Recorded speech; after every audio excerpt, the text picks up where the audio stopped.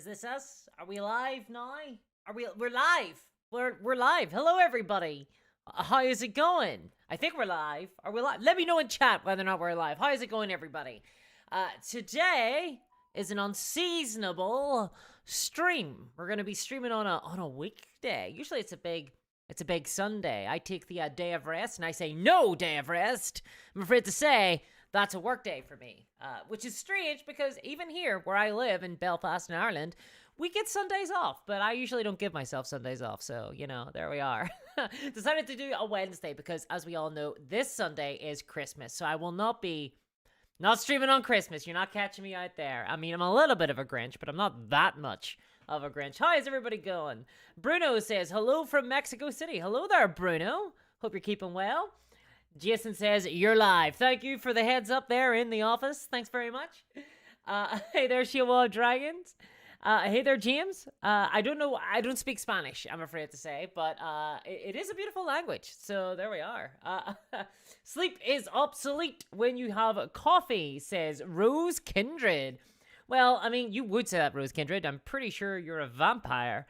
Drake Russell says, I'm the idea man. You will be blown away. So yes, getting into the stream topic of today. I mean, I couldn't let this one go, right? So earlier, it was last week, Henry Cavill has gone on record now saying that he's setting up a Warhammer cinematic universe. And I believe that Amazon has signed an agreement in principle with Henry Cavill and with Vertigo Studios in order to set up, at the very least, I believe. I don't know if we've had the actual specifics on what Amazon are interested in doing, but I assume some sort of TV show of some kind, I think, is probably the best bet.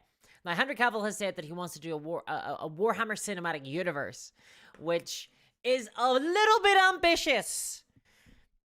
I'm not gonna lie. Especially for a franchise show like Warhammer. There hasn't been a ton of successful shows that have come out of IPs, I don't think, in the last couple of years. But there has been some very successful ones as well. For example, The Boys, which has been done by Amazon, is really good. I've really enjoyed The Boys. But then you've had kind of stinkers lately. Now, I haven't seen it, but I've heard bad things about Willow. I wasn't the biggest fan of Rings of Power either, but I only watched the first episode. It just didn't really grip me. So, there's swings and roundabouts here. So I think that declaring a Warhammer cinematic universe at this stage, I think, is a little bit ambitious. But on the other hand, maybe we want a little bit of ambition, It's not like Warhammer doesn't have a lot of scope for stories. And that's what we're going to talk about today. We're going to talk about what type of shows you could do in a Warhammer cinematic universe, assuming that they're good. Okay? There has to be this assumption that they're good. Because if they're not good, we're not getting, more than one season here. Am I a little bit out of focus? Or is it just me? No, I'm in focus. That's a little bit weird. All right, so how is everyone keeping? Apologies, by the way. This is a little bit of an off time for folk. So let's see what people are saying. Lizzie Mini Painting says, evening discourse. Amu says, yes, the Inquisition will make a great basis for interesting stories. I think that the Inquisition are one of the the most obvious institutions that you could do a storyline around in terms of a TV show. Now, I've got a couple of ideas. For myself, but I'd love to hear your ideas on what you think would be a good show. I think Inquisition's like a slam dunk. It's like a no-brainer. One of the best, I think most people would agree with this. One of the best stories that have been told, I think, in the 40K setting is the Eisenhorn trilogy. I think most people would agree that that's probably some of the best stories. And that's all about an Inquisitor. And it follows very light spoilers, but it follows the basic classic trope of the Inquisitor going from, being super hardline straying into the radical sphere. And I think that is an interesting storyline to tell, especially with Inquisitors. I mean, Inquisitors are tough to do stories around. Let's be real. I mean, they're basically the secret police, and it's hard to make compelling well, no, you can make compelling characters, but it's hard to create characters that are sympathetic. And so I think that maybe, giving them the kind of, they go from being a more of a hardline into a more radical kind of Inquisitor is definitely an interesting storyline. Personally, I think maybe following an Acolyte could be pretty interesting. Especially an Acolyte that grows disillusioned with the Imperium itself, I think could be a very interesting story to tell. What do you guys think about that? I saw Gene Stealer cults there. Bruno saying the Gene Stealer cults would be a great starting point. Look, I love the Gene Stealer cults. I collect a Gene Stealer cult army. I am totally in favor of more stories being told from the perspective of Gene Stealer cults. I worry, though, that they sort of struck. I mean, there is a novel set from the perspective of a Gene Stealer cultist, and I've heard it does it relatively well, as much as a kind of pulpy sort of sci-fi story can do it well. But the story is told from a Gene Stealer cultist perspective, and apparently they thread the needle pretty well between being a mind-controlled, monster, and also being a pretty, like, a revolutionary and having their own agency. I think that's the really tough thing with Gene Stealer cultists, because as Games Workshop have kind of written them, they are meant to be almost like a mind controlled, like through pheromones. We got a little bit of a Stepford Wives scenario, and that I think really limits the type of stories that you can tell from the Gene Stealer cultists. Drake Russell, thank you very much for the donation there. For the $5 donation, says Damocles Gulf War would be great to show the Guard and TIE fighting with Marines being the powerhouse they are, and a meaningful death. Well, thank you very much. I really appreciate that donation, guys, especially in the run up to Christmas here. Thank you. But I do agree.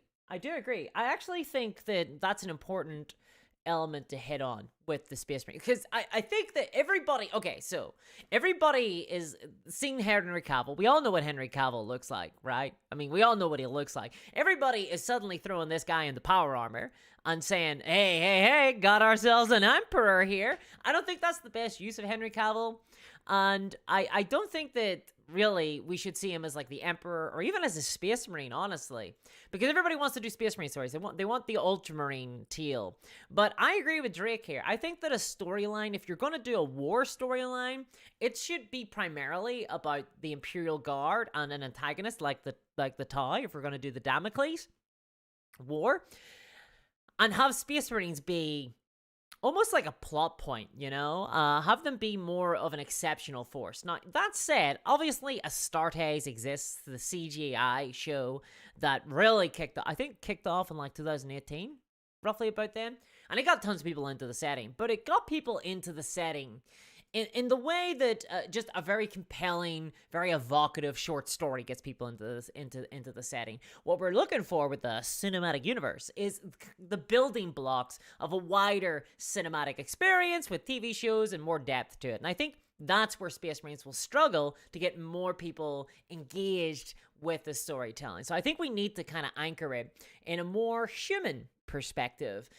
even if that is TIE, honestly, because I think we could empathize with TIE. I mean, the TIE, let's be real, the alien species that are playable, apart from like, say, maybe the Tyranids, are very human, right? Like the orcs are just a bunch of lads looking to have a bit of fun. Like anyone can empathize with that. We could all be football hooligans, but for the grace of God.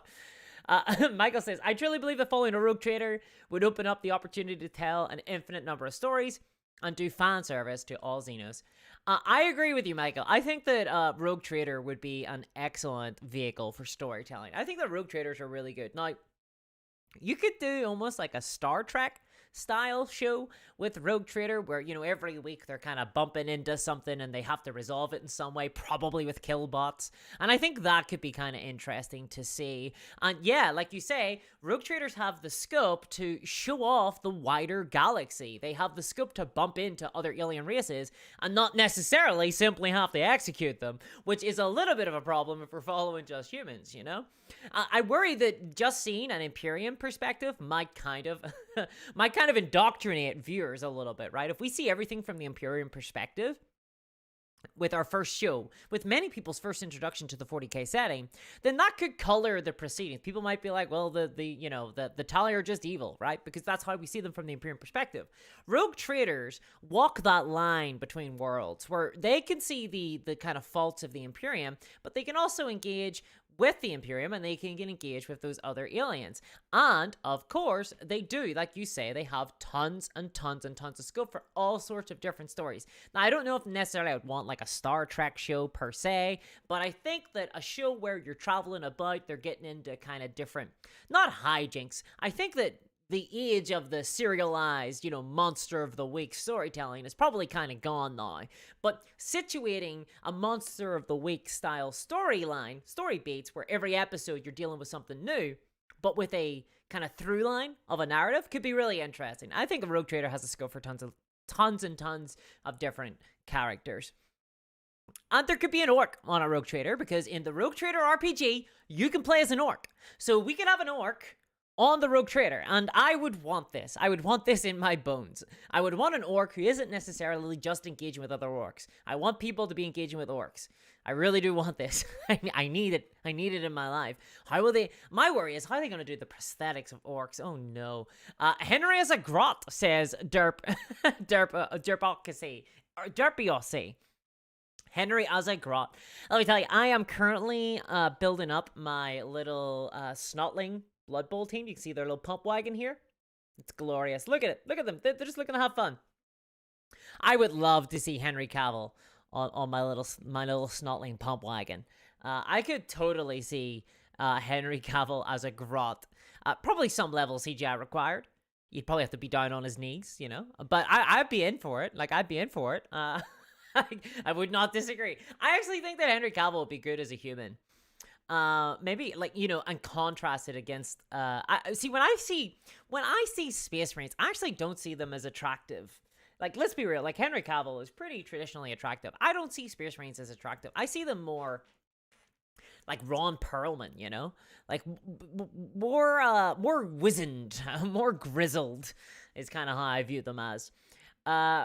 Rose Kindred says, Space Marines would be hard to do. They're either gods among men, being stoic and unyielding, boring, or soldier brothers with only each other. So you lose the god aspect. I agree. I like Space Marines. Now, this is my own personal opinion. I like Space Marines as just a mere plot beat. It's just a little plot point, a force of nature.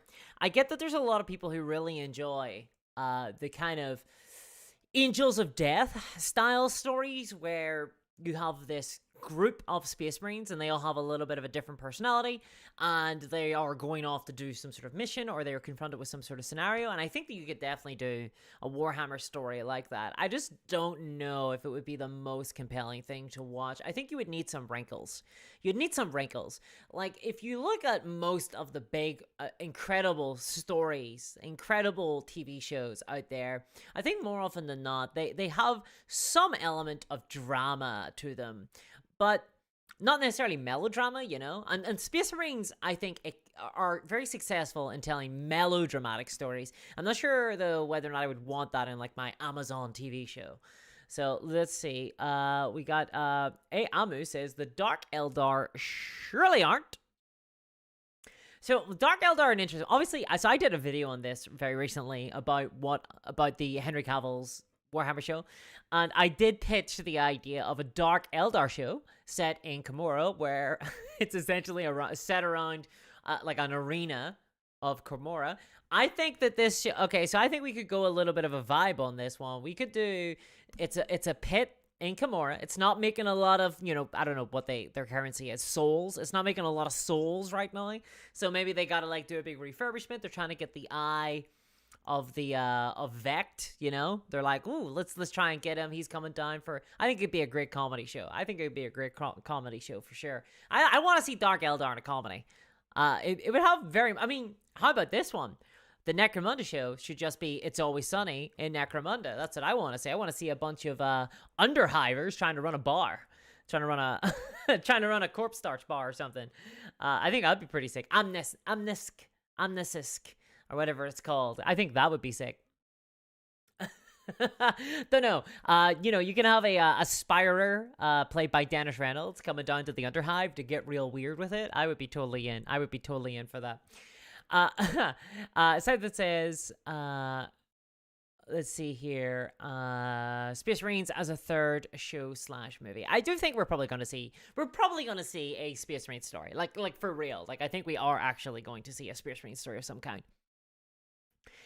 Lee Parrott says, like Judge Dredd, you need to make the ambiguity clear up front. They are heroes by their own measure and in context of greater evils, but they are not admirable or aspirational.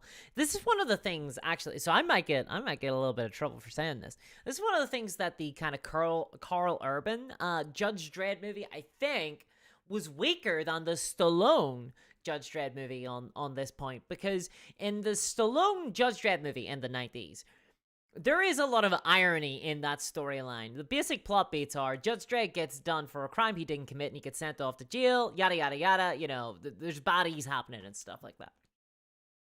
But on the prison ship, when he's being sent to jail, he bumps into a guy, literally, I can't remember the actor who played him, but he bumps into a guy that earlier on in that movie, Judge Dredd had sentenced him to 20 years in the ISO cubes for tampering with city machinery. But that guy had only just gotten out of prison. And the first thing that happened to him when he got home was gangers had started a block war in his district. And to escape the carnage, he had to hide inside a janitor bot, for which Judge Dredd, 20 years in the ISO cubes for tampering with a janitor bot. And so they bump into each other on the prison ship later on, and it's very funny. It's an irony to it, right? The Stallone Judge Dredd movie, I think, got the kind of satirical underpinnings of the setting. I don't know if the Carl Urban Judge Dredd really, that was very evident and very obvious. It felt like more of a straight action movie. A very good one, though. I mean, between the two of them, I know which one was better, but you know, nevertheless, I think that the Stallone Judge Dredd movie got that element of Judge Dredd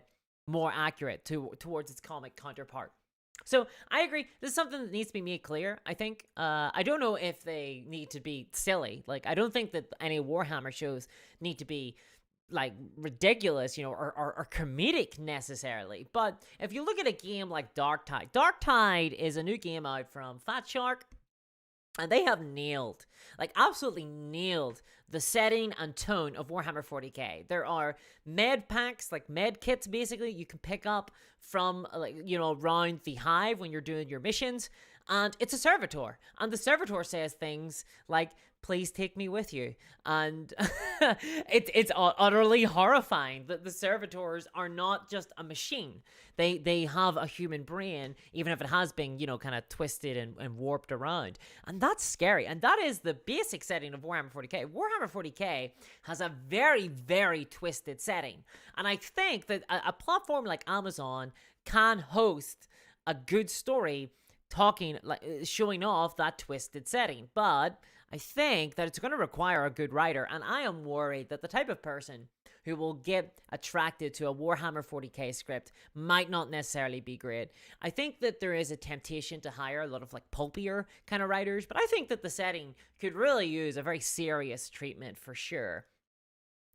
Let's see here. Maddie says, I pay good money to see Dev Ascension as a miniseries, though. But see, this is where I'm going to struggle, because I don't know a lot of the lore references, per se. I also think that's kind of a strength, though. I don't really want to see a historical situation, like a historical Warhammer story told on screen. I think I want to see a completely new story.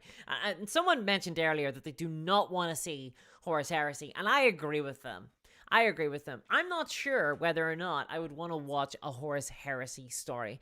I get that there's plenty of scope for storytelling there, but I think that on the screen, I'd probably want to watch something that's totally new.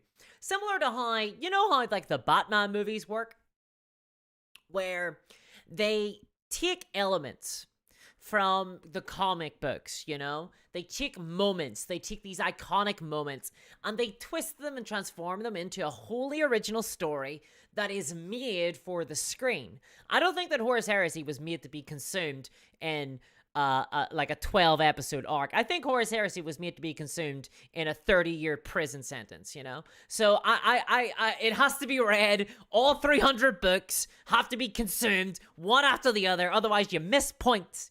I don't know if that's what I want from a miniseries. I think that instead it should be like a Batman show. You've got moments like, for example, Bane breaking the bat. Very famous moment in the comics in the 90s where he breaks Batman's back. You have The Dark Knight Rises. Bane breaks Batman's back, but it's in a completely different context. It's for different stakes. I think moments like that should occur. So I don't think I'd like to see 30k stories. I prefer to see 40k stories and maybe take elements from from existing Black Library material and think about where they would be reasonable to fit into an interesting either movie or TV show. I'm assuming it's like a TV show, but I'm not sure whether or not it's been made any clearer about what it is that actually will be in this thing. The Black Bladder says, pitch, hear me out. Dr. Fraser Crane gives therapy to the Primarchs. Okay, I'm not gonna lie. I love this. I think it should be signed on immediately, and I think Amazon would be absolutely insane not to greenlight this. Make it so. Make it so. Let's see. Rose Kindred says, if they do a Warhammer Fantasy Battle show, I will love Ulrika series. These novels were well written and not power fantasy. I don't think that we're going to see... I don't think that we're going to see a Warhammer Fantasy Battle show. I just don't think we'll see it. Now, that said, if we do, Verhoeven better be the director. I want to see Verhoeven direct it, for sure. He did a, I'm actually looking this up now. He did a movie, let's see. He did a movie that was called Flesh and Blood, is what it was called. And it was the most Warhammer Fantasy Battles movie I've ever seen. It was the most Warhammer movie I've ever seen. And it wasn't about Warhammer. It's not a fantasy movie, it's a historical movie, but it feels the most like the Empire setting that out of any movie I've ever watched, for sure. Verhoeven gotta be the guy. In fact, Verhoeven did an incredible Warhammer 40k movie with the Starship Troopers as well. Is that what we want? Do we want like a more silly one? Because I say Verhoeven. In fact, let's just put Verhoeven in charge of everything. How about that? Bomberman6943, thank you very much for the $15 donation. Says, I love you, Discourse. I love the channel. I say, have Cavill jump off the deep end and start at the Horus Heresy storyline. All Game of Thrones style. Thank you very much for the donation. So you want Cavill just to go straight for it. Just to go right in, do the Horus Heresy straight in. Look, I liked Game of Thrones, and I will be honest, I'm a big fan of the A Song of Ice and Fire series. Where that show went off the tracks was when they started going off the book series. You know, when they started they didn't have any more book to translate the screen, and suddenly the writers are going wild. I do think there is something to be said for these complex political storylines enmeshed in an action-y kind of sci-fi grand story. I do think that there is something to be said for Horus Heresy, for sure. If you're going to do a 30k show, I think it behooves the writers to do something with 30k. I don't think that they could, to be honest, I think we're probably going to see a 30k story. I think you're going to get your wish, Bomberman, because it's the most recognizable thing that Games Workshop have. Besides just the aesthetic of Space Marines. But the aesthetic of Space Marines are just that, an aesthetic, that you can put them on a poster, but what do you do with them? The Primarchs are kind of the iconic Space Marines. You know, they're the personalities. And I very much think that we are probably going to see a 30k show, considering the amount of effort and time that Games Workshop have put into developing the 30k show as a recognizable IP in and of itself, and in putting out like a plastic line of miniatures and relaunching the Horus Heresy kind of setting and things like that. And I do think that there is a desire out there for a Horus Heresy show. Like, I don't think you're alone at all, Bomberman. So I think it'll be hard, though. I honestly think it'll be hard, and I think it will really rely on the casting for sure. Although I do have a little bit of a fan cast for the Horus Heresy. If we're gonna go there, I mean, I think I know what it is I'm gonna want there. Jason M, thank you very much for the 10 Canadian dollar donation. Says pitch. Okay, he's pitching this 8-season epic series about the basic lore. Season 1, War in Heaven. Season 2, Fall of the Eldar. Season 3, Horus Heresy. Season 4, Tyrannical Wars. Season 4, Genestealer Uprising. Don't know enough to finish the list. Wow. Okay, so that's a pretty wild pitch. I'll be honest, I've never thought of doing something like that, where you just try to hit the main the main building blocks. And the thing I like about this pitch is that it's less Imperium focused. I think that where most of our minds, at least it's just for me anyway, you know, and then I'm just projecting on everybody else, but I think where at least my mind goes to immediately when I'm thinking of Warhammer shows is the Imperium. I'm thinking Rogue Trader. I'm thinking Inquisitor. I'm thinking Imperial Guardsman, Commissar. I'm thinking Necromunda, Underhivers. What sort of stories can we tell? The thing I like about this is that it's actually focused on some of the actual building blocks of the setting that aren't necessarily the Imperium focus, like the Fall of the Eldar. Like, I think you could do an interesting story with Fall of the Eldar. And I'll say this one thing. I don't think that it would be necessarily like an 8-season epic series. I think what we would see is more like it's an extended cinematic universe, right? So whilst there's a show, there's a show about the Fall of the Eldar, you've also got a show about the Horus Heresy, and you've also got a show about like a Gene Stealer uprising, that's set in the 40K. I think that's maybe so this all hinges, I think, on the very first. I think we're gonna get like one show at first, and I think whether or not it's successful or not will really have a massive repercussions for whether or not you would see something like what Jason has proposed here. So thank you very much for the suggestion there, and thank you very much for the donation there, Jason.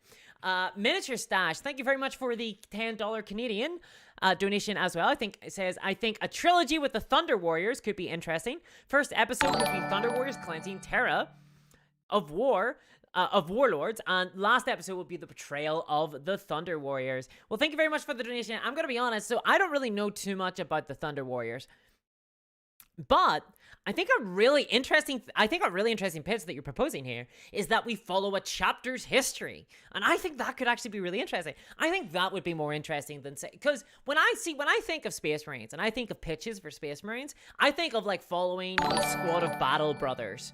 And that is interesting to me, but now you're saying maybe we follow the history of a chapter, because I worry with the Battle Brother squad that they might not be able to make them too interesting, but I actually think that following an entire chapter would be really, really cool. I think that could be really, really cool and is a really good idea. So thank you very much for the donation there and for the pitch Miniature Stash as well. Dingo Dundee, thank you very much for the 20 Australian dollars donation there. I really appreciate that. Says, Merry Christmas, mate.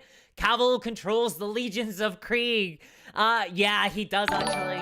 He does. There's an exciting point with Cavill now in charge. If he's really into the Deathcore Krieg, we might see more plastic Deathcore Krieg, right? I'm just saying, like, if he doesn't, we're gonna, oh god, so this is what we're gonna see, isn't it? We're gonna see some sort of new TV show. It's gonna be about a regiment of guardsmen, or a regiment of, or a chapter of Space Marines, and we're gonna start getting plastic sculpts of those characters. So we're gonna get new TV shows, and then we're gonna get plastic sculpts of those TV shows, and then we're gonna get TV shows about plastic sculpts. It's going to be the cyclical sort of thing here. That's what we're going to get. But if it results in more Krieg, I'm going to be honest, I'm going to actually like that, because I've always wanted to have a Deathcore Krieg regiment, ever since I was a little girl. And I'll be honest, I've never been able to afford it because it's in 412 resin. So I would love to be able to get that. So thank you very much for the donation there, Dingo. Really appreciate that. Melkandor, thank you very much for joining there as a member of Discourse Miniatures and for gifting 10 memberships. Thank you very much. That's very kind of you. That is a Christmas gift to the entire channel. Thank you very much. I really do appreciate that. That is very, very kind of you. So I hope everybody enjoys the membership there. Thank you very much. And Phil Ermiak, welcome to the Advocate tier. And that's what all the dinging is. It's just like membership. Thank you. I really appreciate that. You get access to some exclusive emotes. And yeah, you also get into the Discord. There are some secret Discord channels as well, available only to patrons and YouTube members. So thank you very much for that, guys. That's really, really cool.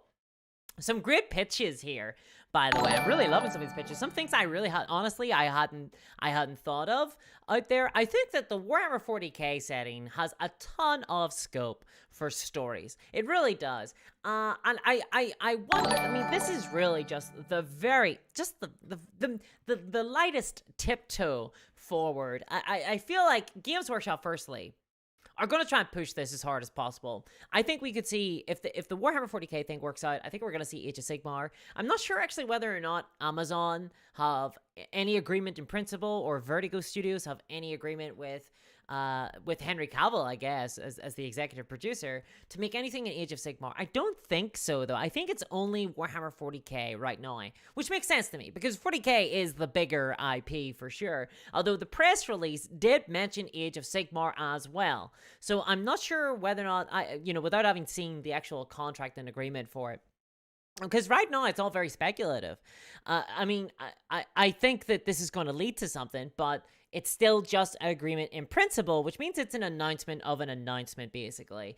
They're still looking for a pitch, which is kind of wild to me, I think. I don't know whether or not Henry Cavill, has an idea of what he wants to do. I don't know if he's, currently right now sizing up some Space Marine pajamas, got some Ultramarine armor, he's trying it on, he's the type of guy, I think, who would try on power armor given the opportunity. I mean, I think most people are. But it seems like they, at the very least, don't have a script. They don't have a director yet. So I have to imagine they're going to look to remedy that ASAP. And so you never know, guys. Maybe he's here in this chat and, you give the right pitch. And Henry Cavill might just hear it. Always Sunny in Necromunda, please. Always Sunny in Necromunda. I need that. Thank you very much for joining as a member there, Charles Entrican. Thank you very much. I really appreciate that. Indeed, the crack is very Moorish. That is crack in Northern Ireland. That means just having a laugh is all that means. That's all it means, YouTube censors. Thank you very much. Pick up Old World for 1p, says Frappy. Give it to Verhoeven. If you're going to give the Old World to anybody, give it to Verhoeven. I want to see it. My only worry is that there is, unfortunately, Vincent Price is no longer with us, which means that we cannot have a Vincent Price vampire in Warhammer Fantasy, which makes me incredibly sad for what could have been. Perhaps we'll get a deep fake, the way they're using holograms and stuff for actors these days. Table Gold says, Gaunt Ghosts in the style of Blackadder. Yes, I am 100% in on this. How about that? Okay, right. Okay, hold up. Okay, hold up. So, I'm not gonna lie, guys. I don't like the idea of perpetuals, okay? In any media, never mind Warhammer. But if you're gonna do a perpetual, what about a Blackadder style thing here where we catch him at different moments in history and it's kind of like a comedy show? That could be pretty good. For those who know Blackadder, I think a perpetual Blackadder show could be absolutely incredible. I would love to see it. Steven says, Cavill will play an Inquisitor with a Space Marine sister, a battle tech priest, vet guardsman, ogre, and a Xenos of some sort as his retinue. It's the easiest way to introduce the setting. So I don't think that the show needs to necessarily introduce the wider setting. To be honest, I think the show what should really just focus on a specific sort of story and tell that story. I don't think that it needs to necessarily kind of reveal all of the setting. I don't think there needs to be a sister of battle, a vet guard, an ogre, all just as part of the retinue. I think that you could do that. There could be a rattling, and this could be interesting. But I feel like the first show can just kind of use some individuals' experiences. If you remember, the Mandalorian, for example, it's a single person, but they're tapping into all these little bits of the new, the new kind of universe, the Star Wars setting. I think that's fair enough. I don't think that we need to shoehorn everything in. But if it works for the story, it works for the story. I do agree, though, that Cavill as an Inquisitor with a retinue could be really, really interesting.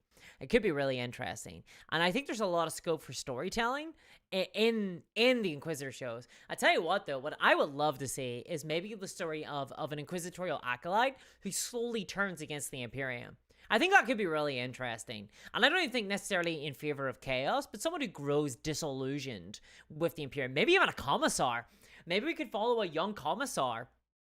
Not necessarily a Caiaphas Cain story, as great as that would be, because I love the comedy of Caiaphas Cain, but this idea of a commissar who's maybe played by Robert Pattinson, just putting it out there, who starts off pretty loving the Imperium, pretty indoctrinated, kind of thinks everything is going to be rosy, believes all the propaganda, and gets into their first battle and is like, this is absolutely awful. If anyone's ever seen All Quiet on the Western Front, sort of like that, where suddenly the reality of the situation becomes very clear very quickly, and they grow disillusioned, and they have to endure this situation.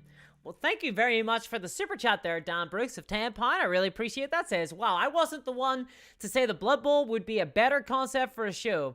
Poxy space fascists. A different season could work with the movement per season. Look, I think the Blood Bowl would be incredible. I think a Blood Bowl show, it would be absolutely amazing. I would watch it. I honest to God, I would watch it. I think, I don't know who it was. Someone suggested in the Discord that what it should be is, it should be a Blood Bowl season, but it should be about Blood Bowl players. It should be about a group of people who are playing in a Blood Bowl tournament, and they're trying to get better at the game, you know, to like see if their community center or something like that. And I think that would be absolutely awesome. It's not in the Blood Bowl universe. It's about a bunch of Blood Bowl players, like one of those sports, you know, stories, but only about the actual tabletop game. I think that could be a lot of fun. For sure. Decoy says it'd be a mistake to try and tell the whole set in one go. Game of Thrones first season was basically just Lannister and Stark. Yeah, I think it's like a banana peel. You know, you peel off the strips and you reveal the delicious, soft banana within. Or like, I guess an onion would be a more traditional way of saying this, where you start off, you know, quite relatively shallow in terms of the overall setting, but you focus on a specific story, and then you peel back all the different layers of the onion, and eventually, you know, people start to get immersed in the setting, and they start to fall in love with it. Jez Hunt, thank you very much for the donation there. 10 Pound says, it's a fair few years off, yet it'd be a cool thing to work on. It needs an everyman to follow a cipher. There's that word. A cipher for us to see as much of the setting the story needs. Or an orc. Everyone likes orcs. Well, thank you very much for the donation there, Jazz. Yes, so I think we're very early days. I don't think we're gonna hear anything about this for like maybe another couple of years. Remember the Eisenhower show? Remember what happened with that? So yeah, I think it's gonna be a little bit of time before we hear anything. Now there was a word there that you mentioned, Jazz. Cipher.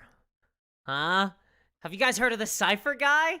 How about this guy? I think we could get a Liam Neeson in on this franchise. Give him a hood and have him walk into every single main character in the storyline's bedroom and like bring all sorts of mischief with them. How about that?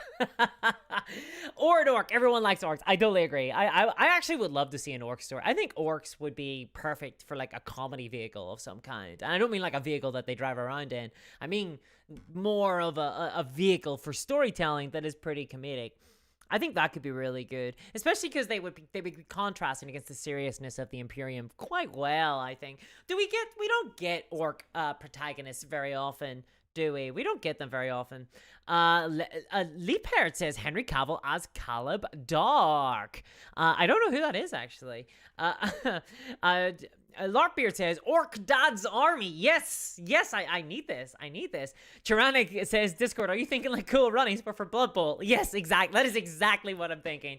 Cool Runnings, but Blood Bowl. I want this. I need this in my life. Actually, do you know what? If we are going to set it like in the actual fantasy universe where Blood Bowl takes place, I would love to see like a Cool Running story where it's like Snotlings trying to, or, you know, Snotlings or halflings trying to make a Blood Bowl team work, you know. I collect Snotlings for Blood Bowl. My guys are the Squighorn Shrimps, you know. I'd love to see a story about those guys. What's going on? Can I just throw that out there? Am I allowed to? Let's see here. We're getting a lot of wahs here. Resonic says, any given Sigmar day, of course. Tyrannic says, see the lovable corn cultists put a team together. I'd love to see that. Shiwa Dragon says, the delicious soft corpse starch. Corpse starch has been known to be delicious. Apparently it tastes a bit like pork. Larkbeer says, Tom Hiddleston as a Dark Eldar. I would love it. Timothy Chalamet, I think, would be an incredible... Honestly, I'd love to see him in anything, really, to be frank. I thought he was excellent in The King. Lizzie Mini says, low-level orcs on a Hulk Red Dwarf-ish. Yeah, that... Red Dwarf would be a great show to emulate, I think. Maybe like a Space Hulk Lost, you know, out there. Jay Bucko says, minimal Space Marines would be good when they're on screen. It's like Vader at the end of Rogue One. Exactly. I think they should be used with big aplomb. Sean Vieira, thank you very much for the donation of the $7 Canadian. Says, as someone with a few friends and relatives in the TV business, the reality is that some products take years to get on the screen. Happy holidays. Well, happy holidays to you too, Sean. Thank you very much for the donation. And yeah, okay. Well, look, I'm very distant from the TV business. I once worked worked at a place that was near the set of Game of Thrones. That's it. That's as close as I've ever been. I think I once auditioned for a character, did not get it.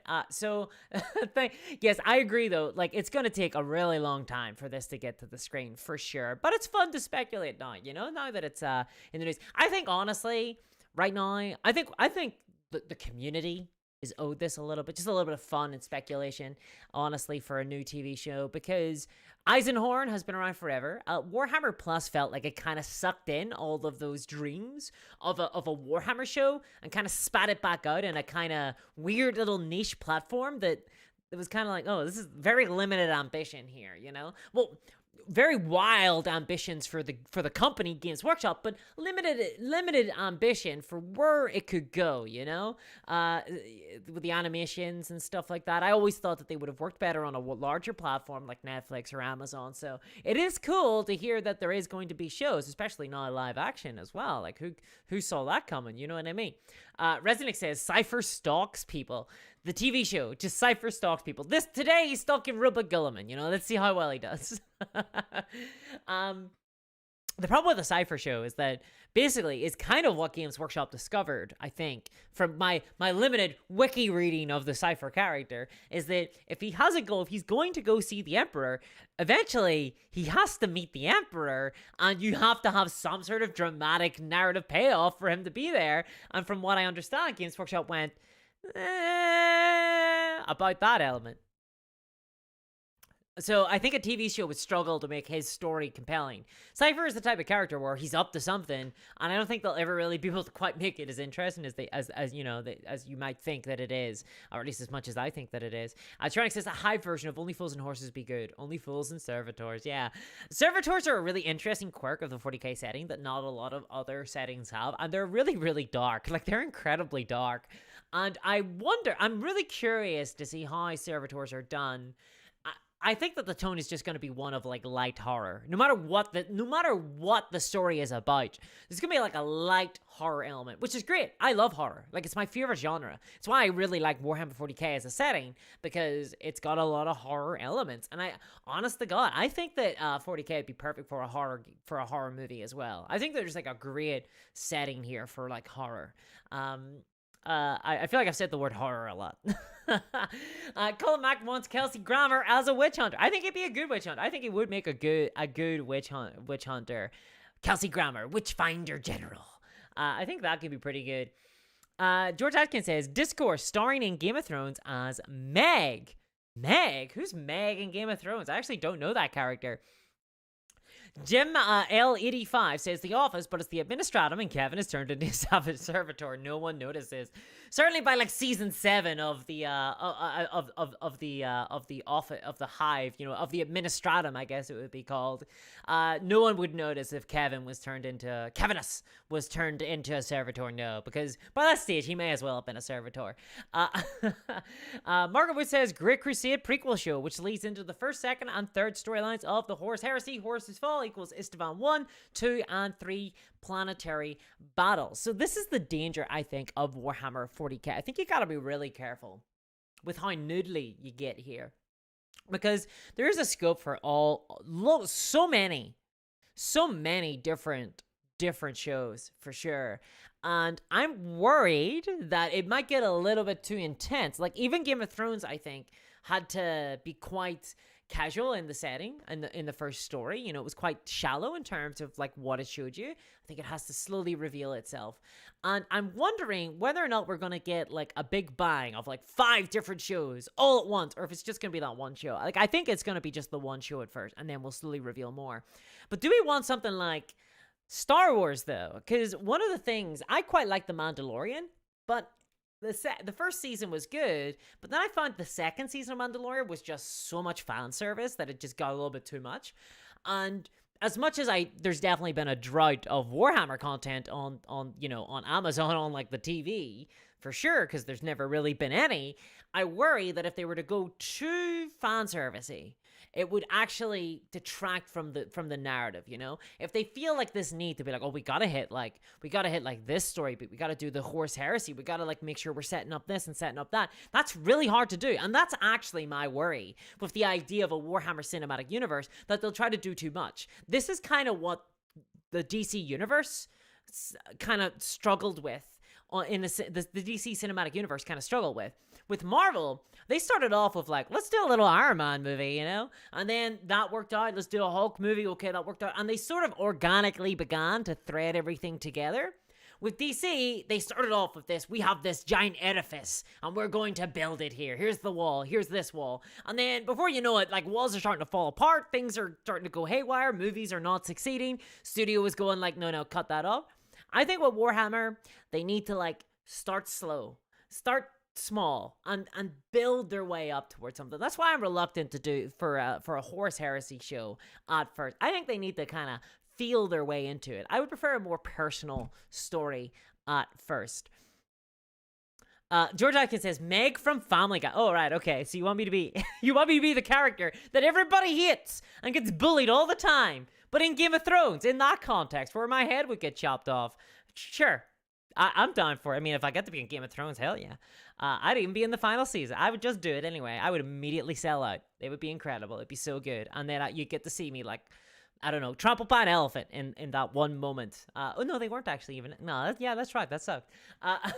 Samuel says, Discourse here pitching us the 40K Chainsaw Massacre in the Hive Cities. Isn't that just Monday in the Hive Cities, I thought? I mean, you've got the corpse grinder cults out there constantly going loopy because they have had enough of the whole corpse grinder thing and have decided now just to simply take their butchery out into the streets. I would be up for that. I'd be up for that sort of story. Where we just follow a corpse grinder, go a little bit mad, just a little bit mad, and start wearing a mask made of human flesh. That sounds pretty sweet to me.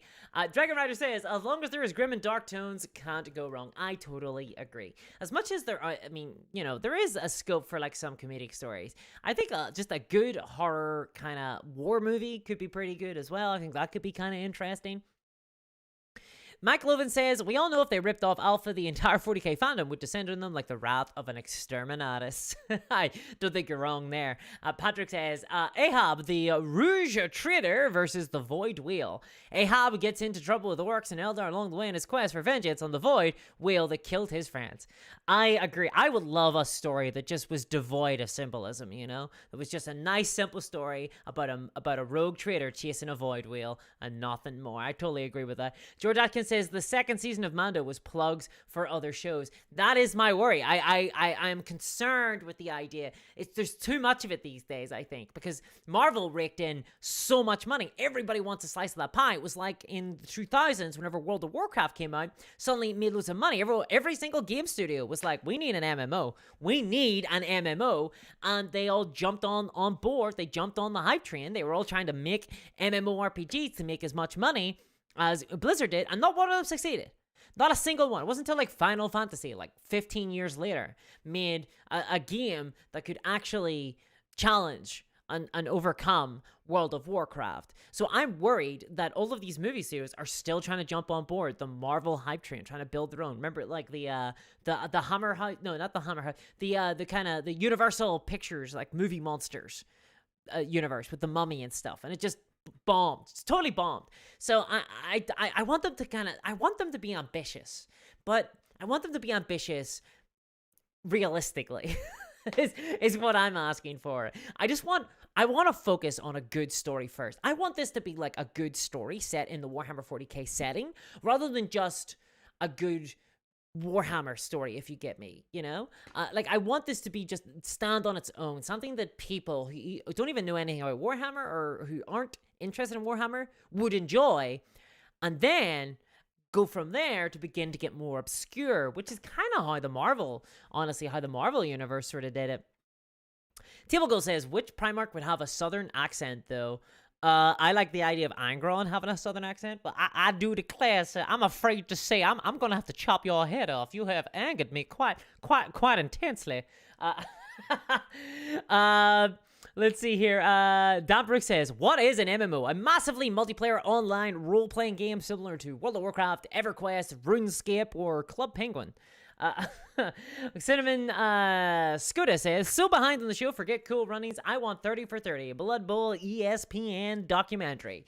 I'll be honest, I've been getting in the Blood Bowl pretty recently. I was recently going to be doing, so every single month I do a patron exclusive sort of first impressions of a miniature war game. I give them my impressions, I give them my thoughts on it, I give like a little bit of a review. And this month was meant to be Blood Bowl, but I've been really enjoying it, but I haven't gotten it yet, so I'm hoping to get that done soon. This month should be Blood Bowl. It was originally going to be Bushido, but then I had too much sake, and we decided Blood Bowl would be a better game to review. So let's see here. So I got Blood Bowl on my brain, basically. That's all I've been thinking of. Blood Bowl and Snotlings.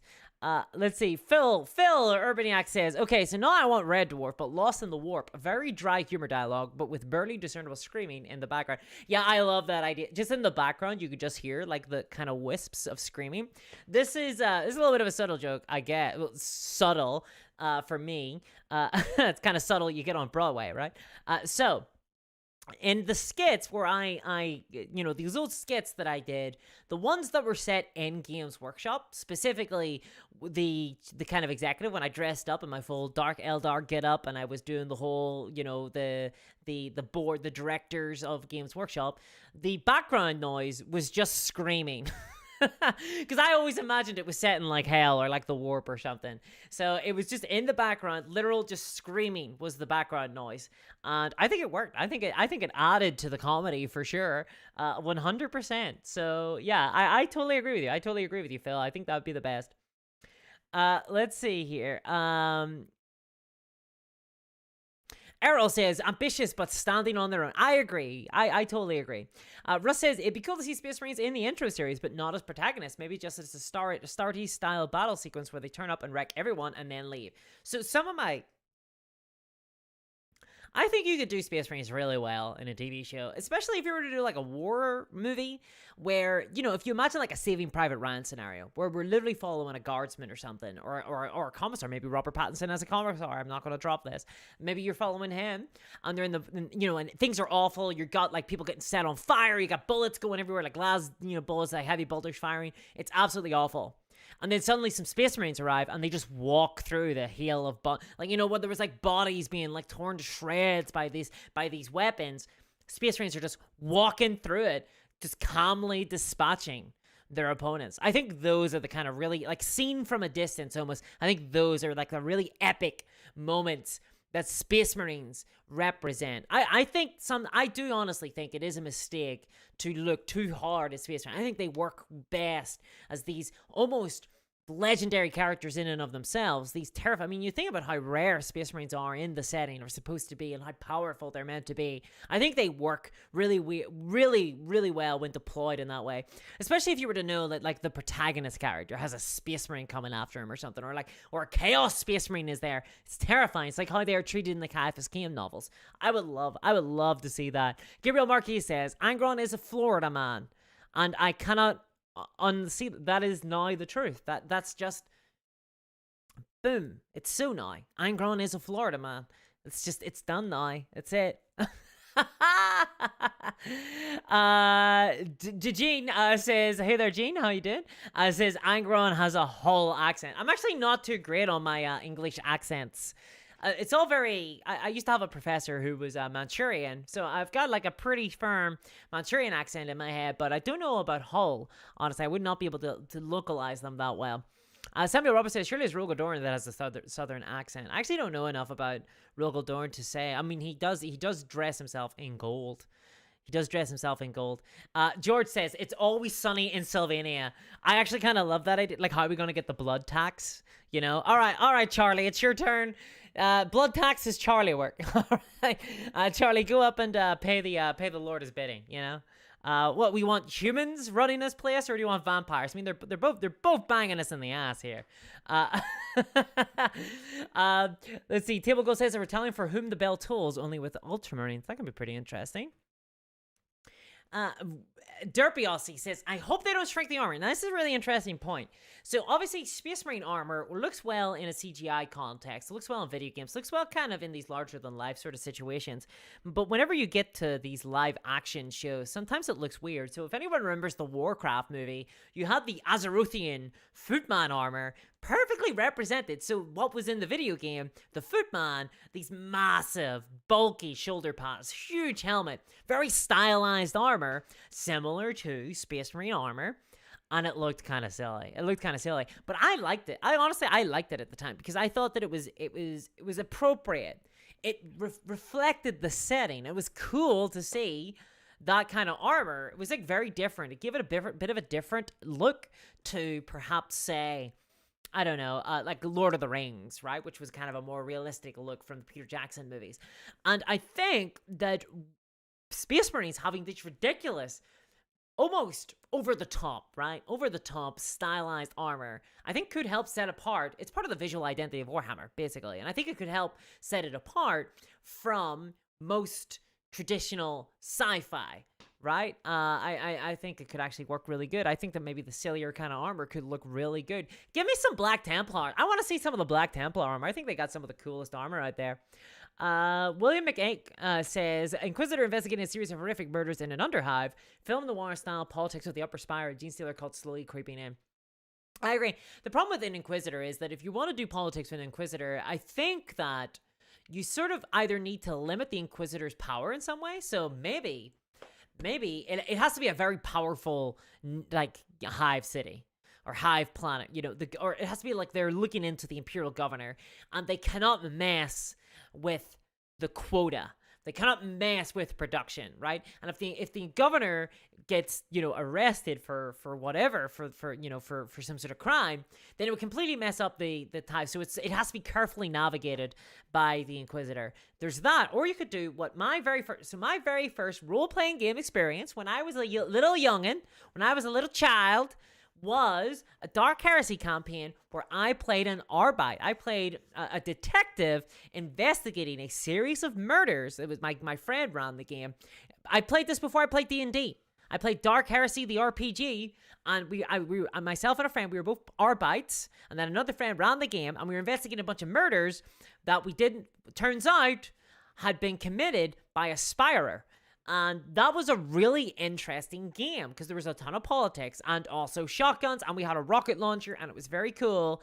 And then eventually it turns out that there was Gene Stealer cultists, or no, just Gene Stealers on the planet, and they were also killing people. It was pretty cool. We thought we got a what do you call them? Oh my goodness, somebody who does the murders that somebody else did. What do you call that again? I'm losing my mind over here. A looky-likey, but for crime. Chris says, I want Kelsey Grammer as Trazyn, if they even get to that. I actually think he would make a good Necron, yeah. I actually think he would make a good Necron, the newer style of Necrons. To me, they're still the newest. Colin Mack says, Discourse is an acolyte to a witch. That is a filthy, slanderous lie. I am a witch, not an acolyte. Bomberman says, start with Horus rising from the Horus Heresy, a good slow intro into the grim darkness, like season 1 of Game of Thrones. Then finish off the Garviel Loken trilogy of the first 3 books. So the thing I like about Horus Heresy, or at least as an introduction to the 40k setting, 30k, but you get what I mean, like the Warhammer 40k setting, is that you get to see a traditionally, I guess, Star Trek sci-fi empire, right? It's set up to be this, utopian sort of empire, and then we get to witness it fall to a dark age. And that's very compelling.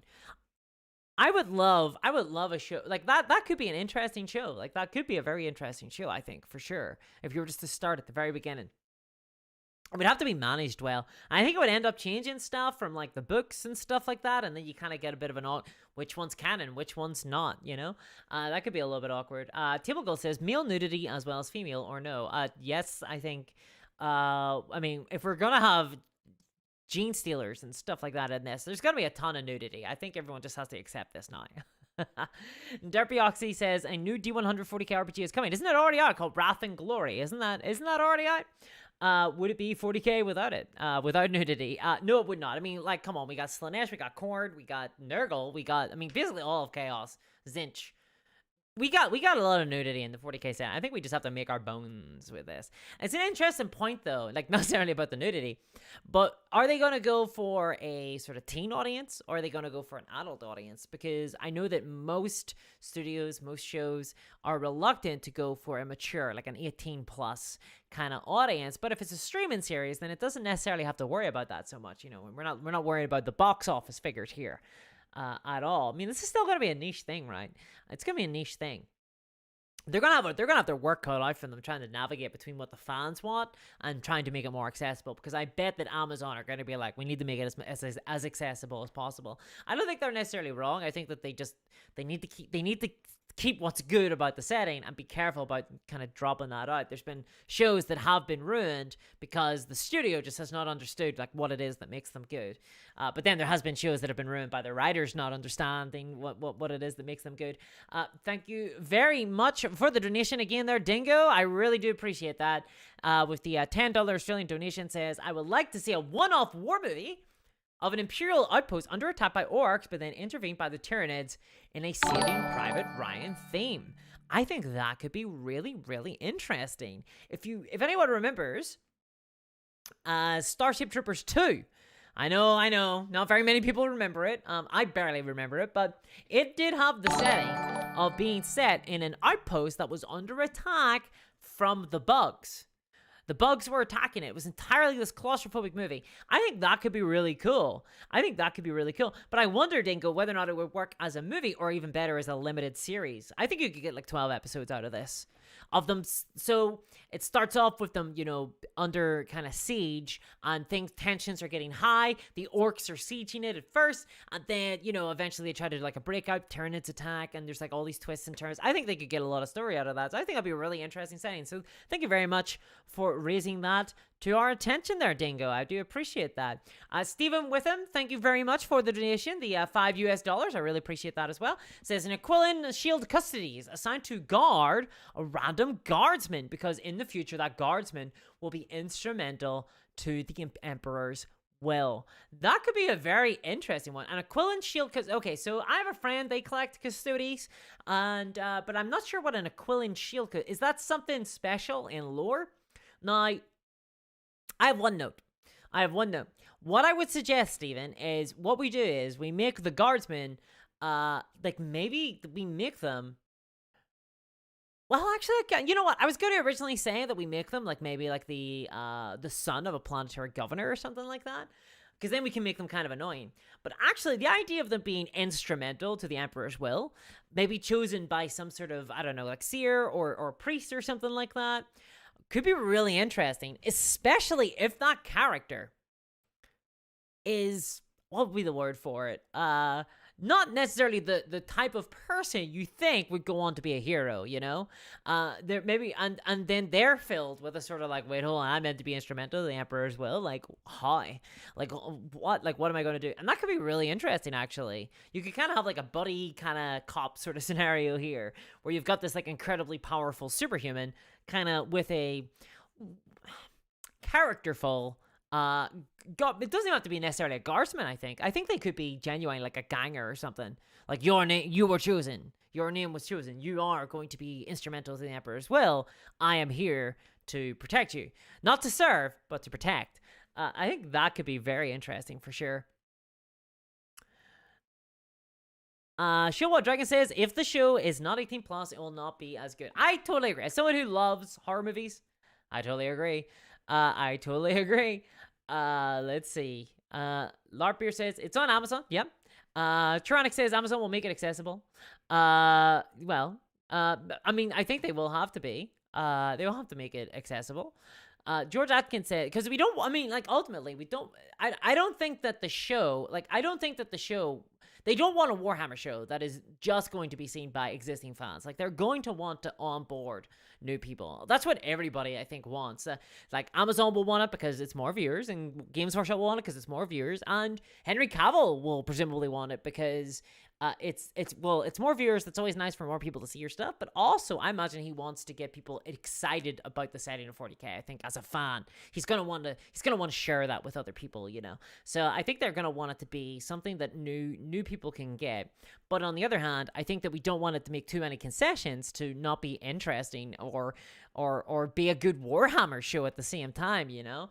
Like, it needs to be like a good show. It needs to get what's good about Warhammer onto the screen, so that people can. And I honestly do think that it probably needs to be an 18 plus. Like, it probably needs to be an 18 plus. Like I said earlier, 40K is essentially a horror setting, so you're gonna need an 18 plus, I think, in order to do a good horror. Like, how could you even show a servitor that'd be an 18 plus, you know, unless you're gonna, I don't know, like, really dumb down the kind of servitors and stuff like that. But I think that I don't know if they will do that. With Henry Cavill kind of being an existing fan, I think that they should be probably okay. Typical says, how could the fall of the Emperor's children be shown without excessive violence, nudity, and drug use? You need a lot of that stuff for sure. Jason says, anything with Tyranids would be so good. Honestly, I do feel like the Starship Troopers basically was the iconic Imperial Guard versus Tyranids movie. I think we've got that. But more would be good, please. Mike Lovin says, that's the neat part. It can't. Soon Nyman says, this is Revolution. Podcast gaming material history. Well, hello there. Welcome. Jason says, gonna head out. Have a great holiday, everyone. We'll have a lovely holiday, Jason. Sheila Drake says, yes, Starship Troopers 2 very much reminded me of an Imperial Guard unit, 100%. Charles, thank you very much for the donation there, $20 US. Really appreciate that. Angron is from Brooklyn. Robot Girlyman is from the English aristocracy, and Vulcan is the good old boy. That sounds very appropriate to me, Charles. I do think you've probably nailed that a little bit there. Angron is he's from Brooklyn. Yeah.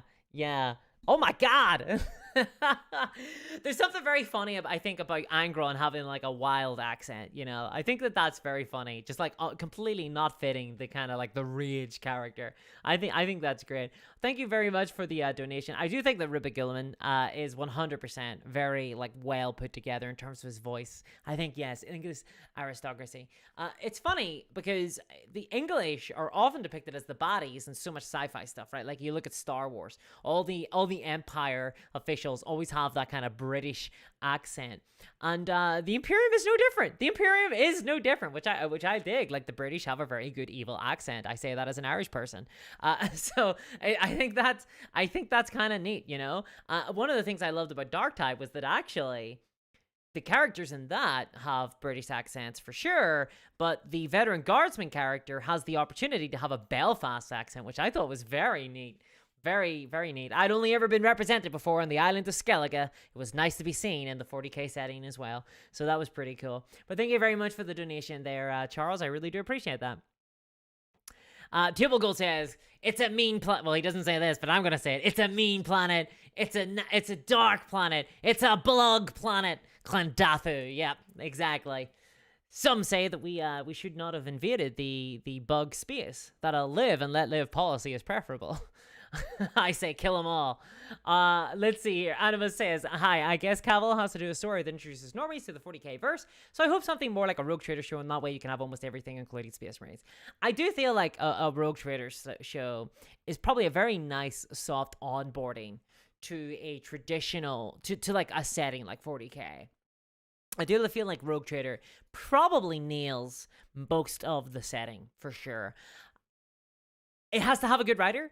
Now, I've never seen it. Okay, this might be a little bit of heresy to some people, but I've never seen it. But I think almost like a Firefly show, right, where you're following this crew. My problem with Rogue Traders are they have such a mass amount of crew that it doesn't always make sense to me that they themselves, like the actual Rogue Trader and their kind of like upper crust, I don't know, like their head of security, etc., that they go down personally and deal with planet problems. I mean, I guess it's because I never grew up on like Star Trek or anything like that, but to me, the idea of commanding officers, not just delegating tasks to their underlings to do stuff, never really made sense. I played in a rogue trader game once, and literally I was playing with the rogue trader, and it felt weird not to just send the kill servitors out to every single problem. Just be like, send the kill servitors. So they're gonna have to come up with some interest, and maybe they can get like a smaller crew, or just like, you know, say a lot of it's automated by servitors, and so they personally have to go down and do a lot of stuff. That could be pretty neat. Leopard says, would having an 18 rated series undermine GW's marketing strategy of getting the kids hooked? Well, you don't have to have just one marketing strategy, right? Like, for example, like you can do multiple things. You can, on the one hand, have an 18 plus rated show that's quite gory, and maybe it depicts, I don't know, like, it's like a horror kind of show. Maybe it's like, not the Horus Heresy, I don't think. As much as I would like that to be an 18 plus, I don't think they would make that an 18 plus. Well, maybe they would. It'd be kind of like you could do like violence similar to The Boys does. But yeah, you would need like a show that is focused on depicting some, the Hive or something like that. That's like 18 plus. You can have that show, but you can also have the more kind of less graphic shows about like the Space Marines or something like that. I mean, like Warhammer Plus, I don't think any of that is 18. Is it? I think some of them are, though. Like, I will say, I think some of the Warhammer Plus stuff is, for sure. Games Workshop don't always just market to kids. Like, as much as they want to grab, they don't grab kids necessarily, which is a fun sentence to say on a stream. They don't take children. They simply try to compel them to come into their van or their store, wherever it is that they're selling Warhammer at that time. They try to compel, so they actually go after the young kind of teen demographic, I think, more so. Although obviously they have like outreach programs into schools and stuff, and I think that's where they see their main effort going to like get kids. I think that this type of media is probably going to be aimed more at the 20s demographic, right? The kind of the sort of the adult demographic who want to experience Warhammer. Because the goal of this really is to convert people from just people who consume passively Warhammer TV shows into people who buy Warhammer plushies, who buy Warhammer posters, who buy Warhammer t-shirts, who buy Warhammer miniatures.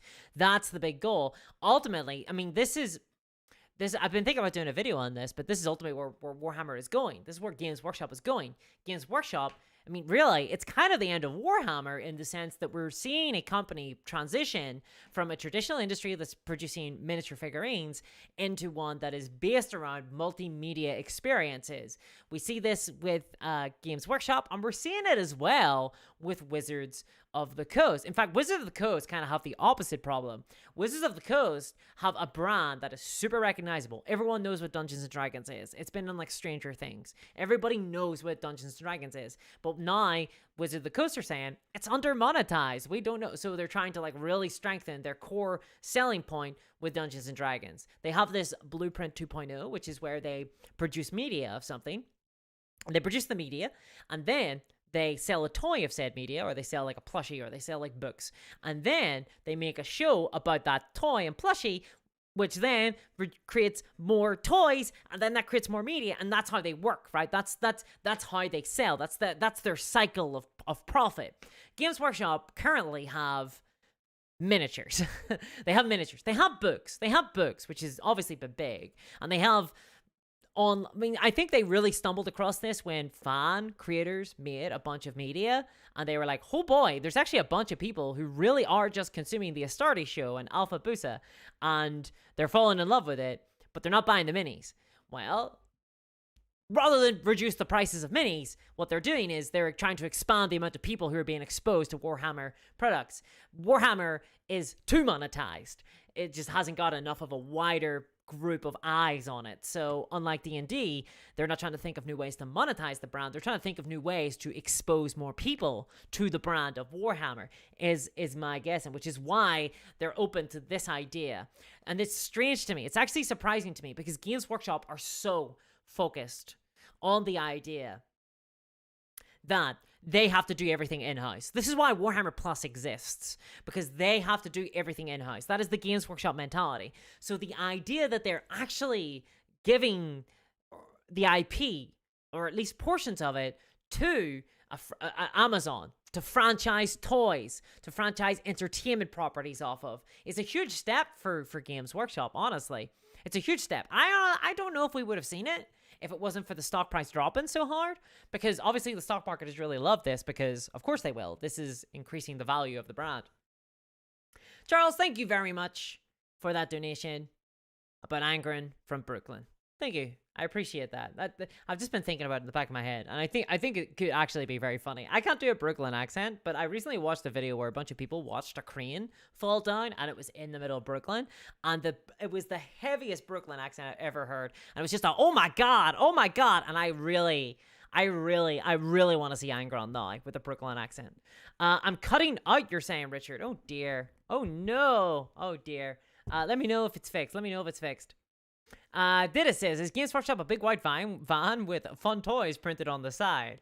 Yes, it is. I'm afraid to say it's all and it's all one employee stores these days as well. Tibugo says, Fulgrim with a lisp is not my headcanon, and I cannot undo it. Plus, he's played by Jared Leto, who is convinced that he's doing well. Yes. I think we need to get Jared Leto playing somebody here. I think we need to get... I'm sorry, but we need to get Jared Leto involved. I know no one will like this. I won't even like this, but I think we need Jared Leto just for the meme potential. I think that would be absolutely incredible. Let's see here. Okay, so we have Jim L85 says, Bloodlust Honor says Black Shield show. Let's go. Black Shields, they are the Xenos Hunter, aren't they? Ryan Barry with the huge donation of $100. Thank you very, very much. Happy holidays, Discourse. Thank you for a wonderful year of content, and cheers to your making it into your new space. Well, thank you very, very much, Ryan. I really appreciate that. That is an incredible amount of money. Thank you from the bottom of my heart. I'm so glad that you've enjoyed the content, Ryan, and you've been a massive supporter for the channel, so thank you very much. I really do appreciate that. I really do appreciate your support. It's only thanks to your support that we're able to actually make this content, so thank you. I don't know what to say. I'm kind of taken aback a little bit, but I hope you have an absolutely lovely Christmas. I hope you have a great holiday, and yeah, thank you. For those who don't know, we have recently gotten I'm saying we, I don't know, I'm just, we, like the Discourse Miniatures brand, have recently, I guess the patrons as well, right? It's because of the support of patrons and donators and things like that. We've recently gotten a camera for hobby streams, for like painting, but also for those who have been asking about it, for the 2,000 points of Space Marines. I'm planning on doing a 24-hour painting challenge of an entire 2,000 points worth of Black Templars, which will be, I was going to say fun, but it's not going to be fun for me. It might be fun for you, though. I plan on doing a video around it, and yeah, well, thanks to that, thanks to support of patrons like Ryan, we are able to actually get that camera set up, and I'm gonna get that recorded soon. So yeah, I hope that you enjoy it going into the new year, and thank you, Ryan. I really do appreciate it.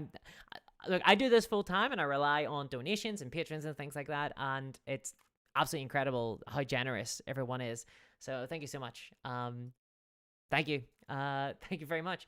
That's a lot of money. Thank you. Presumably going into a new CPU, honestly. That or a new boiler. Let's see here, because my current boiler is broke. I don't have hot water. So Russ Williams says they're turning the frogs into pox hoppers. I kind of love the idea of a conspiracy theorist kind of character, like a tech priest or something like that. I would dig it. Barry Waltz fan in the chat, says Jim L85. Tibblegove says a Night House drama would be cool too. So I don't know a ton about the Knights. I don't know anyone who collects them. I've never read like the Codex or anything like that. But from what I understand, the Knights do have a little bit of a Game of Thrones vibe to them. Like they're actual royalty in a sense. Like they have all the chivalric kind of vibes to them. They have the kind of like house, like the arms and stuff like that. Arms, like a coat of arms, just arms, just arms. But they have like coats of arms and stuff like that. So that's really cool.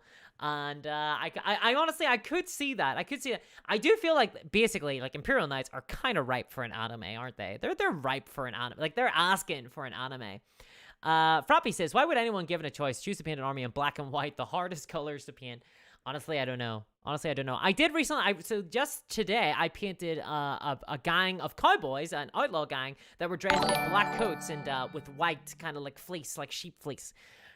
Scython, thank you very much for the donation there. Says, yes, it is time to give some Christmas gifts. For this money, you can buy 3 paints or print a whole Battle Sister army with the new one-page rule sculpts or buy something for yourself. Merry Christmas. Thank you very much, Scython. Merry Christmas to you too. Yes, a whole Battle Sister army with the new one-page rule sculpts. So for those who don't know, one-page rules have actually done a new sculpt for the Sister Battle. They look absolutely incredible.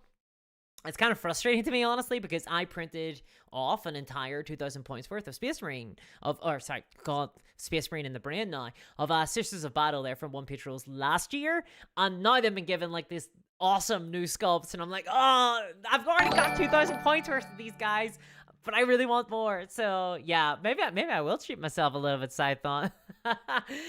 Thank you very much. I do appreciate that. Thank you, because they are looking awesome. Photo reaction, thank you very much for the $15 Australian there. I really do appreciate that. Says, you rock discourse. No, you rock photo reaction. Thank you very much. I really do appreciate all the support, guys. It's absolutely, it's overwhelming at times, honestly. So thank you very much. And I hope you all, so, you know, I hope you all have an absolutely lovely holidays there, a brilliant Christmas for those who celebrate it, because it's the time to let your hair down. You know what I mean, guys? It's time to let your hair down, and this is why we're having a little bit of a fun stream today, speculating about Henry Cavill in power armor. I know some people are probably going to be speculating about Henry Cavill outside of power armor, but there we are. For some reason, I think that there is this photoshopped picture of Henry Cavill dressed as the Emperor. I think I don't know where this originated from, but he does suit it. Like, he does suit it, but I don't know. There is a clip of Henry Cavill online, basically, where he says that he's not sure what character he would want to play, because once he's played one, he can't play any others, which I think is totally fair. Like, so you have to use him, like, very, very carefully, I think. You have to use him very, very carefully. But I think there's plenty of really awesome actors out there that we could see. Lots of great, like, character actors and stuff like that. I'd love to see some of the old Battlestar Galactica cast maybe come back. Where's Gaius Baltar? What's that guy up to these days? I want to, the actor who played Gaius Baltar. I want this guy in my 40k setting. I want him playing a governor, an imperial governor. I want. Timoko says anime did good for Cyberpunk. It did. Actually, you know what? I don't watch a lot of anime. I'm not really into anime, but I did watch, I think, like halfway through. I'm halfway through like the Cyberpunk anime, and it's pretty good, actually. It's pretty good. I'm actually quite enjoying it. I like the way they've incorporated the text into the show itself with like the messages and instant messaging and stuff like that. I think that's really cool.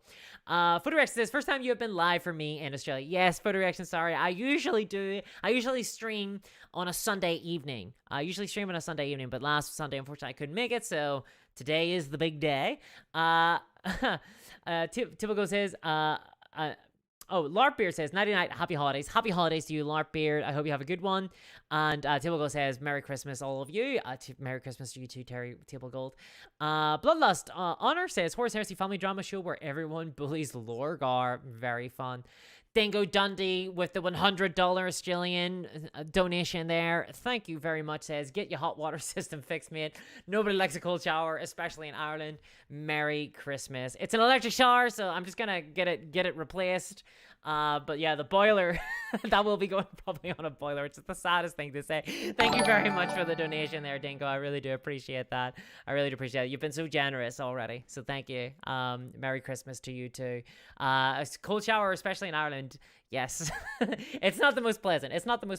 You know, actually, Belfast, so where I live, isn't exactly the most, I guess, cosmopolitan or like forward facing kind of place. I'm pretty sure that we had outhouses and like showers outside, like not that long ago, like 40 years ago. I'm almost 100% sure. Science Dad says, why does everyone think we're getting a show that is an old story? Why wouldn't Cavill play a Space Marine and make an entirely new storyline in the 40k universe? I do agree with you, Science Dad. I honestly think that we're going to see just a show that is entirely new. That's like I mentioned this earlier on the stream. I think that what we're going to see is maybe certain story beats and storylines plucked from older kind of material, like Eisenhorn and stuff like that. but it will be dropped in a new way into like a show. You know what I mean? Like, I don't think it's going to be about Eisenhower, probably about some other Inquisitor, for example. But there might be similar beats about, you know, the radicals versus the, oh God, what are they called? The Puritans? The Puritans versus the radicals, and that kind of like, you know, that kind of tension between the two different camps and factions. I think we'll see elements like that dropped in, maybe like a book or something, like an evil book and stuff. I think we're going to see entirely new stories. I really do. I don't think it's going to be like The Witcher, where it was just a retelling of the sort of novels. I think it's going to be more like the way Star Wars is these days, where just all these new stuff is constantly going on. But I do think that, you know, Horus Heresy, obviously Horus Heresy occupies a lot of people's, I think people really like the Horus Heresy, so it makes sense to me that they're going to want to see it kind of told again. I was going to say big screen, but more like, you know, like the silver screen, I think, is where people are going to want to see it. If we're talking though, like so a while ago, I did this fan casting for Horus Heresy a while ago. And I'm going to be honest, I have kind of fan casted Horus himself, and I think it should be, well, I say should be. I think there is only one choice. I think it has to be Danny McBride playing Horus. I think that there is no other person who could potentially get that impetuousness and that gravitas as Danny McBride could potentially hit. For sure. If you've ever seen him in This Is the End, I think that he could definitely play a great villain. Thank you very much for the donation there, Crypto Kev. For the $5 donation, says, ahoy!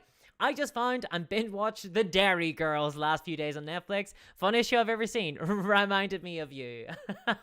Well, I'm glad, because the Dairy Girls show is actually really good. You know, so I got a little bit of a confession here to make.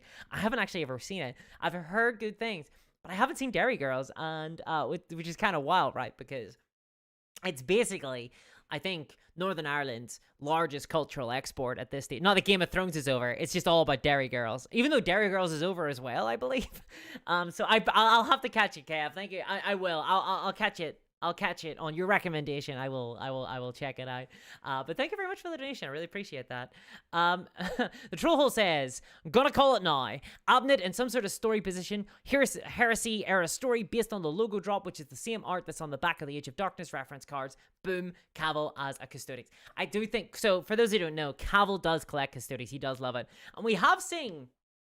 This is like the only concrete thing that we have seen. We have seen a logo, which is of the Imperial Aquila. So it was like a little CGI kind of drop. And the image is of an Imperial Aquila that is fine. And then one side of it sort of gets corrupted and turns so that, it turns into the blinded eagle, which gives us the modern kind of 40K Aquila, right? With one eagle blinded and the other one looking back. And I agree, that could end up becoming like a kind of like a hint at a heresy era thing. But I also think that could just be a good storytelling in a kind of logo, like like whenever a new movie, like whenever a Marvel movie starts up, they got like the Marvel movie kind of thing. You got like 21st Century Fox. I think this might actually just be like an image to show that you're watching a Warhammer cinematic universe show. And I think it's a pretty good one for that purpose, honestly, because it kind of gets across the stagnant Imperium idea. I think it's a good symbolic image, a good symbolic kind of art drop. But I mean, I don't think you're wrong. Cavill, I think, really probably would love to play a Custodes, and I think Heresy is one of the more obvious places to start, for sure. People really love Horus Heresy. It has a proven track record of getting people involved. It has a proven track record of engaging people who aren't necessarily traditionally engaged by Warhammer. And there's like 600 books out there. You're not going to have a Game of Thrones problem where season 5 rolls around and the TV show, showrunners are like, come on, George, we need another book here, buddy. And George isn't giving up the goods. He's not giving up the goods. So we're not going to have that problem with Horus Heresy. Well, Horus Heresy was like 600 more books to get through. You could have 300 seasons of Horus Heresy, and you would only be a tenth of the way through the show. So I do think that Horus Heresy is a pretty obvious place to start, and it has some really big advantages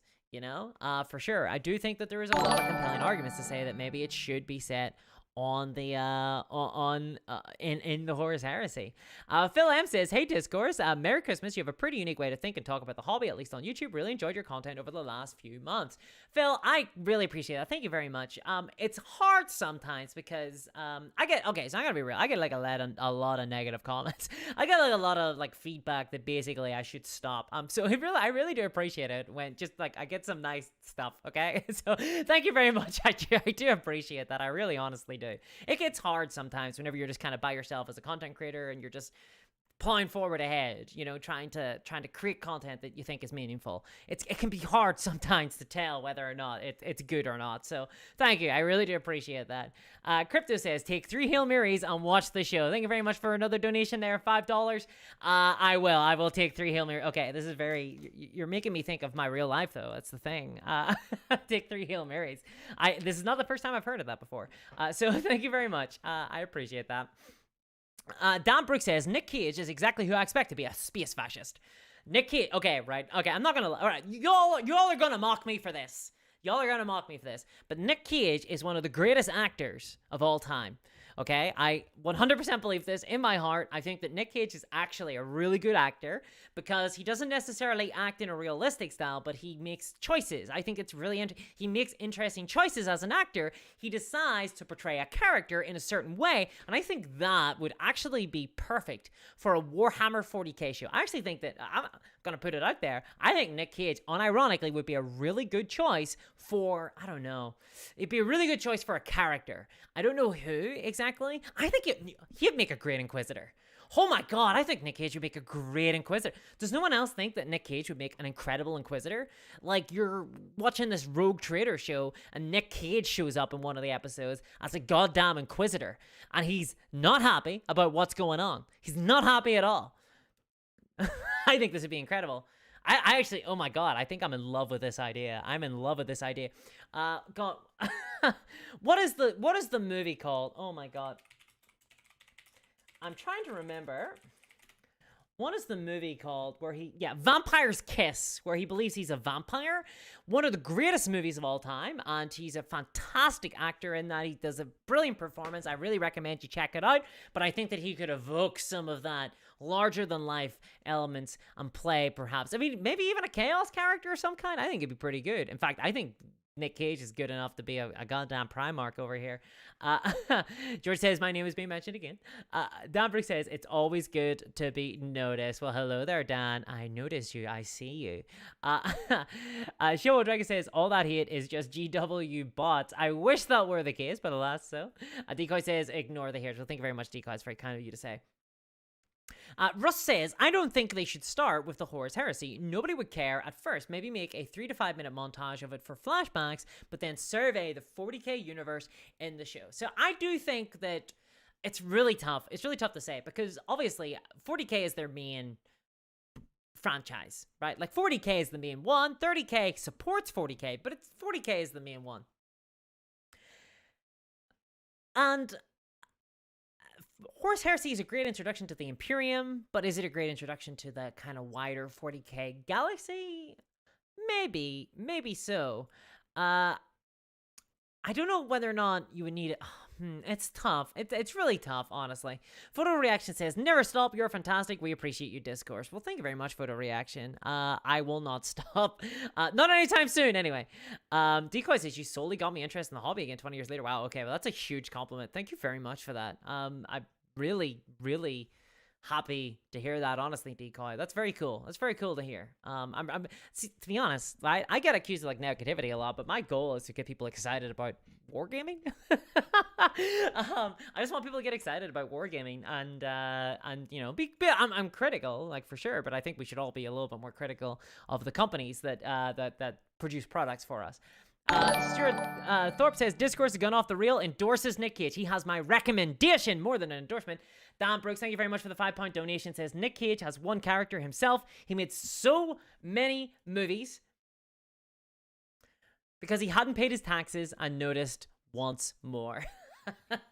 Look, Nick Cage has done, I think, he's done a lot of movies. He's done a lot of movies. And there are movies that he has done that I think his heart isn't in it. But when his heart is in it, look at Vampire's Kiss. He is absolutely incredible. He's absolutely incredible. And even in movies that I think that people think that he's a bit of a joke in, like the Wicker Man, whenever he performed in The Wicker Man, I think that movie was originally intended to be a comedy. It was a horror comedy movie. And so his over-the-top acting was part of this kind of surrealist kind of comedy movie. It's just it got recut to be more of a traditional horror. And so now it looks all silly and stuff. So I think that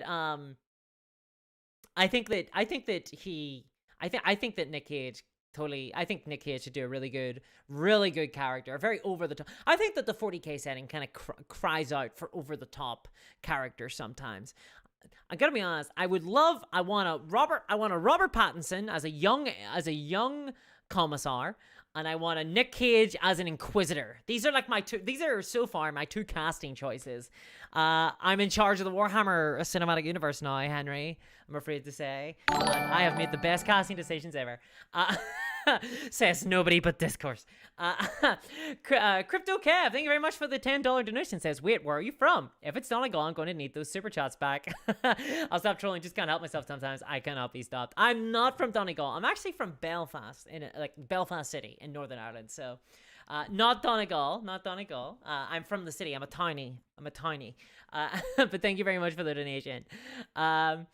Derby Aussie says, no DeVito as Nurgle. DeVito would be absolute.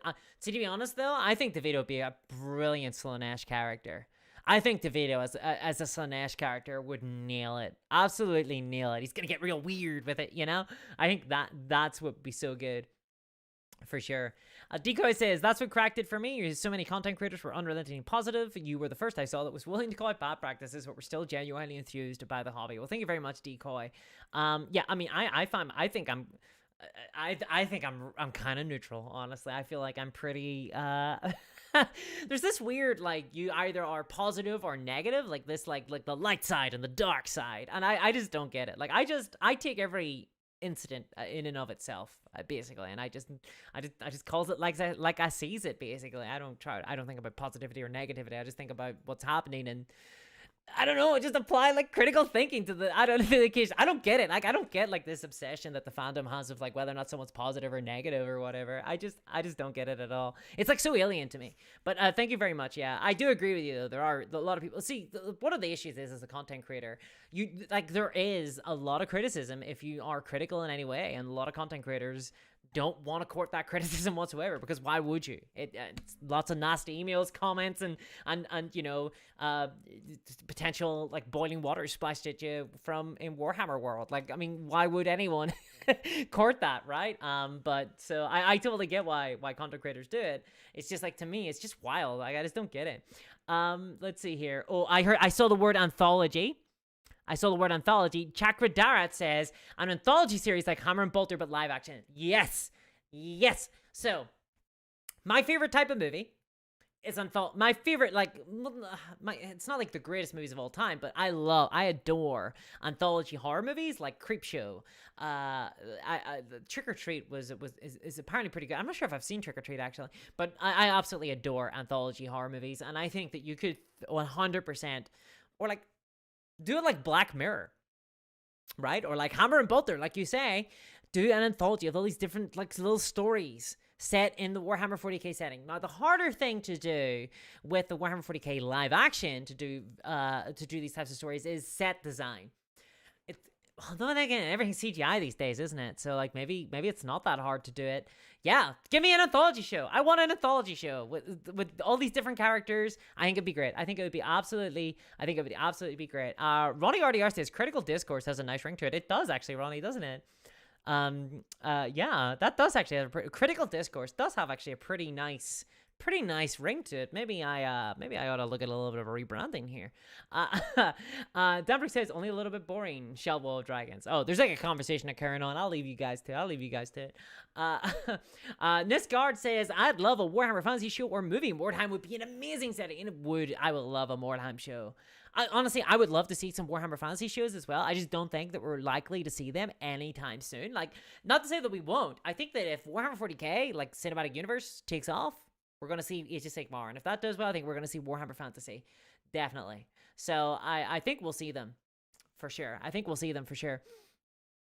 If things go well, if things go well, I hope they go well. But you know, let's see here. Let's scroll down. Cillian Murphy has to play Malkador, says Science Dad. I would love to. I would love to see Cillian Murphy. Yeah, I'd love to see Cillian Murphy play something. Play something. I think he's incredible. And those cheekbones, like, come on. Unbank says, most interesting story would involve the corruption of a sector to chaos. Would allow plenty of character-driven stories and insertion of existing lore as breadcrumb plot points to teach noobs about Warhammer. Yeah, like I think that could be pretty interesting. So you're talking about like a pretty wider story about an event that's occurring told from multiple perspectives, like something like Lost, right? Where it kind of, because I think Lost was one of the first ones to do this, where you have like a storyline. I mean, obviously Game of Thrones is a more recent, more relevant example, but where there are events taking place and you see it from all these different protagonists kind of perspectives. I think that for sure. I think that could be very interesting. Definitely. DeVito is Fabius Biles did this. Yeah, I think that could work. That could 100% work. Bloodlust Honor says, nobody can deny that DeVito is the ultimate icon of lust. Nobody can deny it. Nobody can deny. I have only one request. He has to wear that big white wig. You know, whenever he's being an art critic in Always Sunny in Philadelphia, he has to wear that big white wig. And he has to be in charge. Let's make him a Space Marine. Can we make Danny DeVito a Space Marine? Please? Like, can we just make it happen? Like, I don't care. Like, we just make DeVito a Space Marine with that hair, with the big white hair. Sister of Battle. Oh, he could be a Sister of Battle. That'd be incredible. Hellspar says Felix and Gotrek series. I think there's definitely a huge amount of potential with Felix and Gotrek for sure, because they're very interesting characters and they dabble. They have adventures. You know, I think that could be really interesting. Amu says anthology short story snippets here and there. Yes, I think 100% short story snippets would be great. More Time says Brendan Fraser plays Felix and Gotrek and Felix in Mordheim. I'd be down for it, honestly. I would be down for it. John O'Hagan says Murphy playing Malkador like he played his character in The Wind That Shakes the Barley would be amazing. DeVito as Creed, Derpy Ossie says. That's a tough ask. What? Who's wearing a huge white wig? Danny DeVito? Asks Lord Inquisitor Vex. Yes, Vex. Danny DeVito is wearing a big white wig. Has to wear a big white wig. Let's see. I mean, like, come on. This character is 100% coming into the Warhammer universe. Let me see if I can set this up. Okay. Let me see if I can do this. Can I do this? Hey, there it is. Like, look at this. Is that not a Sister of Battle? Is this not a Sister of Battle right here? Come on. Like, it has to happen. I think we have to see this. I think there's no doubt in my mind this has to happen. Am I wrong? Am I wrong? Or am I right? I'm right, aren't I? 100% right. Let's see. I'm late to the party casting. Kelsey Grammer is. RV Dammit says. Kelsey Grammer is definitely going to be in here. Kelsey Grammer is going to be in here. He's going to be in here for sure. Stuart Hamlet says, I went to walk into a theater, sit down, and the whole place to go dark in here. Let's see. Everyone's loving the DeVito. Everyone's loving the DeVito as a Sister of Battle. It's 100%. It's 100%. Like, come on. Like, come on. Look, there it is. I need this in my life. You can get it on a mug. Now, there is a Christmas present, folks. I hope it's not too late. But here you go. If you're for the Warhammer fans in your life, get them a Sisters of Battle mug. This is the kind of licensing that Amazon's paying for. It's so good. The kind of Nest DeVito. We need to have it. The stream is becoming very specialist, Crypto. It is. It's for the core. It's for the core audience. Apparently Scott Walter, so apparently Miniac painted this perfectly. I want to see that. I want to see that. Stuart Hamilton says, I want to hear the words, I was there the day Horus slew the Emperor. Yes, but it has to be spoken of by either Danny DeVito or Nick Cage. This is the agreement. You get your Horus Heresy movie only if Nick Cage is involved in a very big way. Am I now destroying the Warhammer Cinematic Universe? Is this going to be looked back upon and say this is where it all went wrong? When Nick Cage was cast as Horus and Danny DeVito played the Emperor, I think that's when we all could all agree things went wildly off the rails, for sure. Yeah, I actually think Suicidon says that Danny DeVito would actually make for a great Ratling. And I actually do agree. I think Danny DeVito would actually make for a really good Ratling for sure. And he's like the perfect size for Ratling life. I think that's great. Derby also says, so I saw some heretics, so I started blasting. Yeah, that's 100% the Danny DeVito way. What character would I play? Science that? What character would I play? Oh, jeez.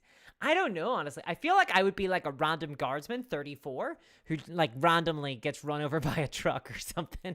I think I'd get killed by friendly fire. I would be like the guardsman who's running away from a Chaos Space Marine, kind of screaming, going, oh my god, oh my god, oh my god. And then a Space Marine would show up in front of me, and I would look up and I'd say, oh, thank the Emperor. The Space Marines have arrived to save us.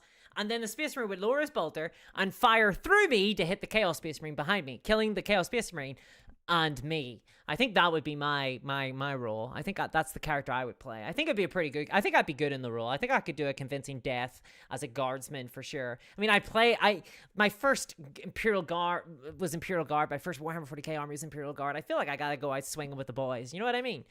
So I think that's the character I play. Let's see here. Stuart Thorpe says DeVito must play Saint Celestine. I need to see it.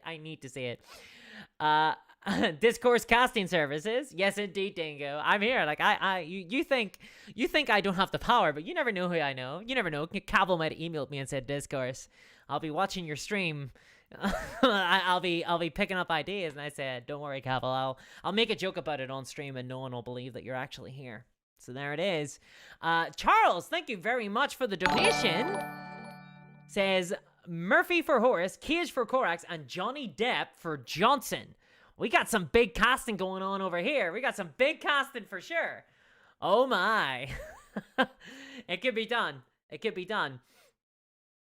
Sam Hope says all of the Always Sunny cast needs to be in there somewhere. I totally agree, Sam. I think we need to get them all in. Who's Charlie gonna play? I think he should be like a Custodes or something. But yeah, Kelly Murphy for Horus. I think that would be good. Yeah, and Cage for Korax. I love this.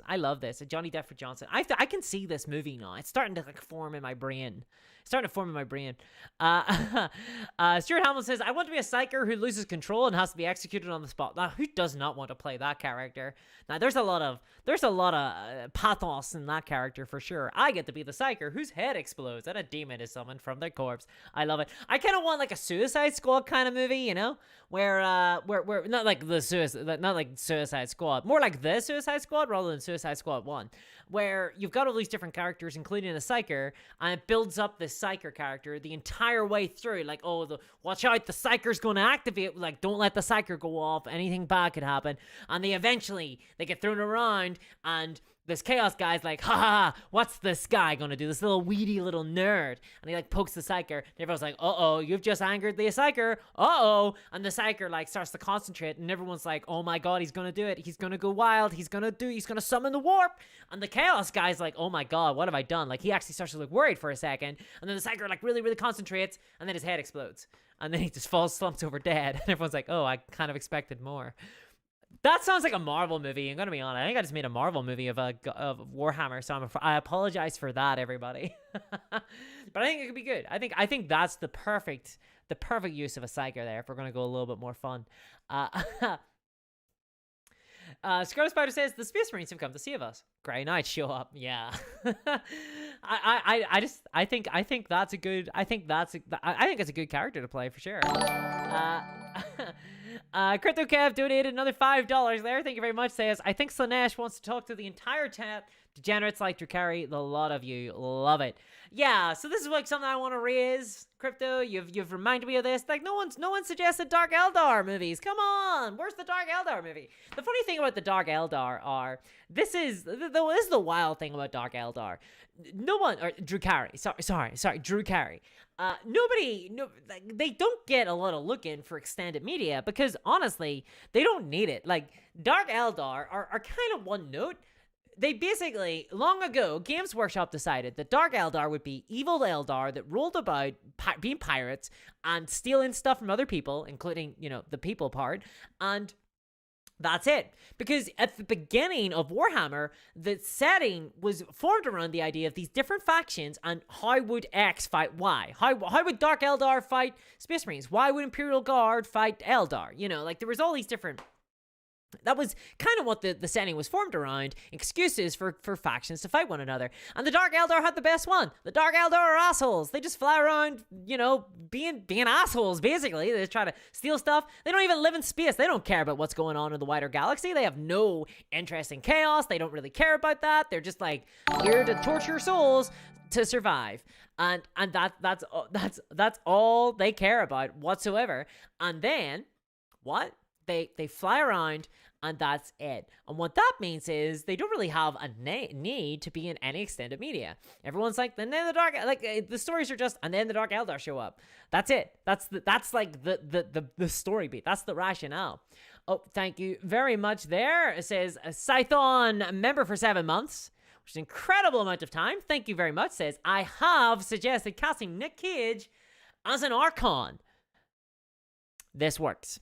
This works, Scython. I like it. You've swayed me.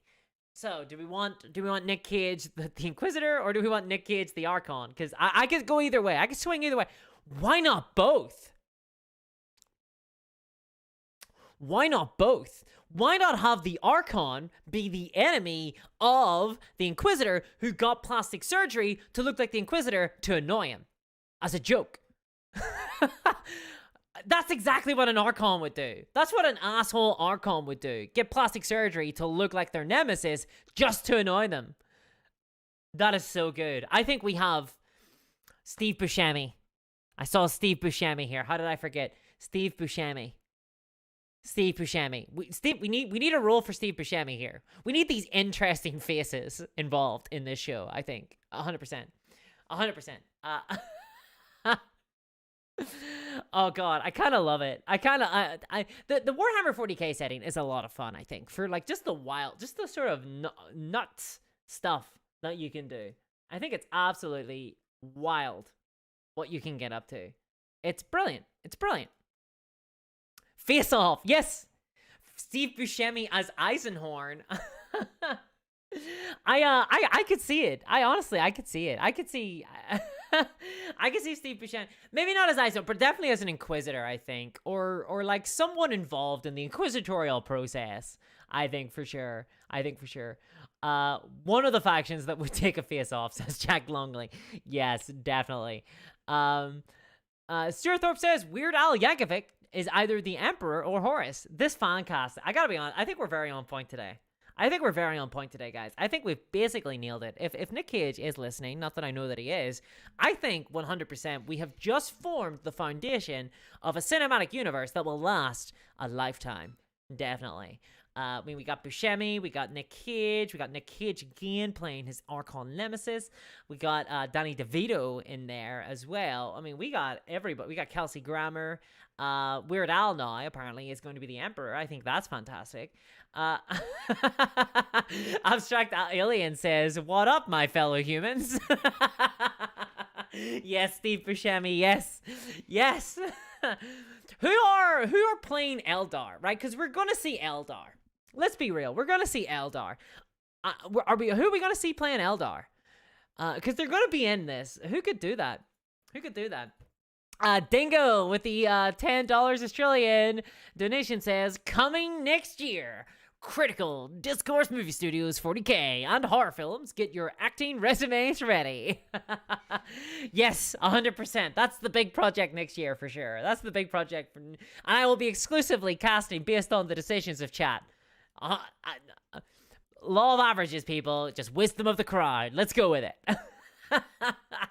But thank you very much for the donation there, Dingo. I really appreciate that. Thank you very much. Orlando Bloom is an Eldar, says Russ Williams. Orlando Bloom is getting a little bit old now, isn't he? He's not so much of the pretty boy anymore that he used to be. I haven't actually seen Orlando Bloom in something in absolute forever. I haven't seen him. Who would I cast as Vect, says Mike. Ooh. Oh, you know what? Oh, no. Am I going to say Timothée Chalamet again? Jesse Eisenberg. No, not Jesse Eisenberg. No, I take that back. I said it and I knew it was wrong the moment I said it. I don't know who I would play as Vect, honestly. I feel like, oh god, what do you call him? The guy who plays Dennis Reynolds in Always Sunny in Philadelphia. Why not him? He could play a good Vect, I think. He must have his tools, you know? I think that he, I love that he's on, firstly, I love that he's on the villain Wikipedia. So Glenn Howerton could be a good Vect. You can tell the type of stuff that I'm watching, basically, like Always Sunny in Philadelphia. That's basically it. Michael Ironsides I think Michael Ironsides as a Space Marine Sergeant says more time. I think that Michael Ironsides was 100% born to play, basically, a Space Marine. Yeah, I think so. He's basically every single military character in any sort of pulpy kind of sci-fi. Ironsides is there. Tilda Swindon as an Eldar, says Man of Action. I think that you're probably right. I think, yeah, Tilda Swindon's probably got it. For Kate Blanchett, says Laura. Yeah, okay. Yeah, I get you here. The Rock, says Photo Reaction. Not. I see, I'm a big fan of casting against archetype. I like it whenever characters are cast that you wouldn't expect to see in that role. I think it often makes for, like, very interesting decisions. So I'm not totally against The Rock as an Eldar. I think it would be fun. Jack Black. I want a Jack Black Eldar. Come on, give it to me. Actually, you know what? I actually think that Jack Black would make for a really good commissar. Kind of like in a serious role, the same way that he played a character in King Kong. I could see him like an incompetent officer of the guard, not knowing what to do in the face of like absolute chaos. I think that would be really interesting, honestly. I think that could be great. I wonder who Dennis, the Golden God, could play, says Derby also. Yeah, right? Hugo Weaver as Vect, said Bloodlust Honor. Yeah, I think you nailed it. I think Hugo Weaving, yeah, I think he could honestly nail it. Ryan Gosling, Froppy7 says, could be a great as an Eldar face reveal. Ryan Gosling is incredible as an actor. Yes.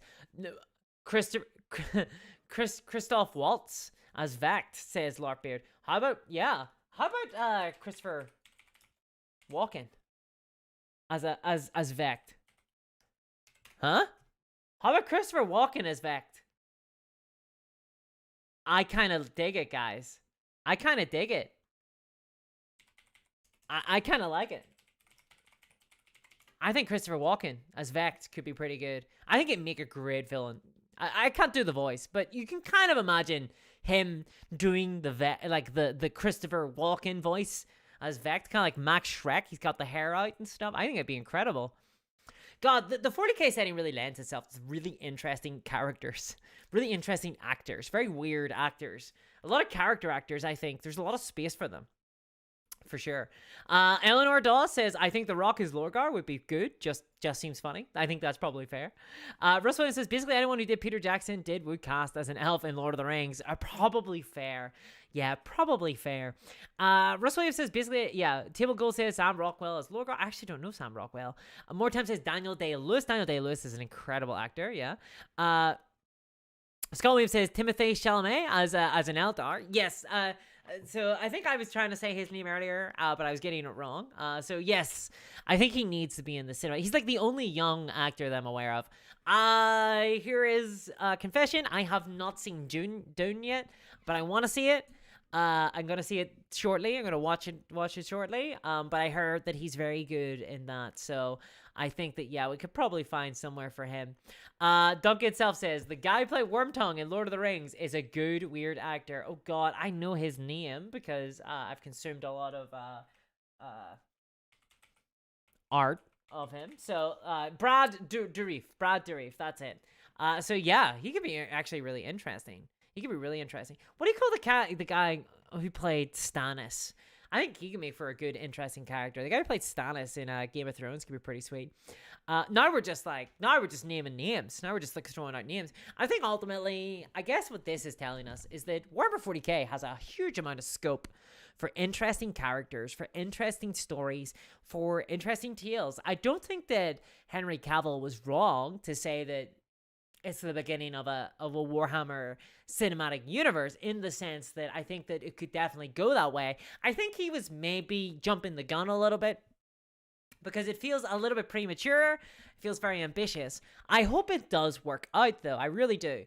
And I think there are plenty of scope for tons of stories. I think that they should start small and maybe think about a Horus Heresy series a little bit longer down the line. But as we're discussing, guys, like, there's a lot of interesting characters. Table Gold here over here saying Andy Serkis as Abaddon. You know, Andy Serkis is a great actor. I think he can play all sorts of interesting characters. One of the things is I like actors with interesting faces, and Andy Serkis is one of the ones with an interesting face. The problem with those types of characters, though, is I'm not sure if they fit necessarily as Space Marines. Necessarily, so much as they do, there's so much scope for like weirdo characters in 40k, like between underhivers to like even guardsmen, you know, could be really, really weird. John Hamm could play a pretty good not a guardsman. John Hamm could play an excellent Space Marine, I think, actually. I think John Hamm has the kind of bone structure for it. I think he could be pretty good. Anthony Hopkins as Malkador, says Stuart Thorpe. Boom. Willem Dafoe is an Eldar / dog. I think Avatar Playground's correct there with that one. I think 100% that is the case. I think 100% that is the case. Tony Robbins as a Garot. We need more orc casted actors, I think. We need more orcs, for sure. Bit of Tom Hardy, maybe. Tom Hardy's a great actor. Yeah, Phil, I think you might be right. Michael Fassbender as Eisenhorn could be really great, according to Scott Woods. I totally agree. I think there's just a ton of scope for stories in the Warhammer Cinematic Universe, and I think that it could be really cool. I'm honestly, genuinely, I am excited.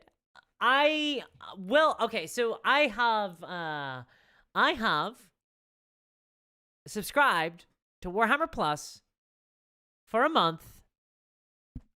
Firstly, for research, I needed to look up some old White Dwarf magazines. But secondly, to do a review of Warhammer Plus in the new year.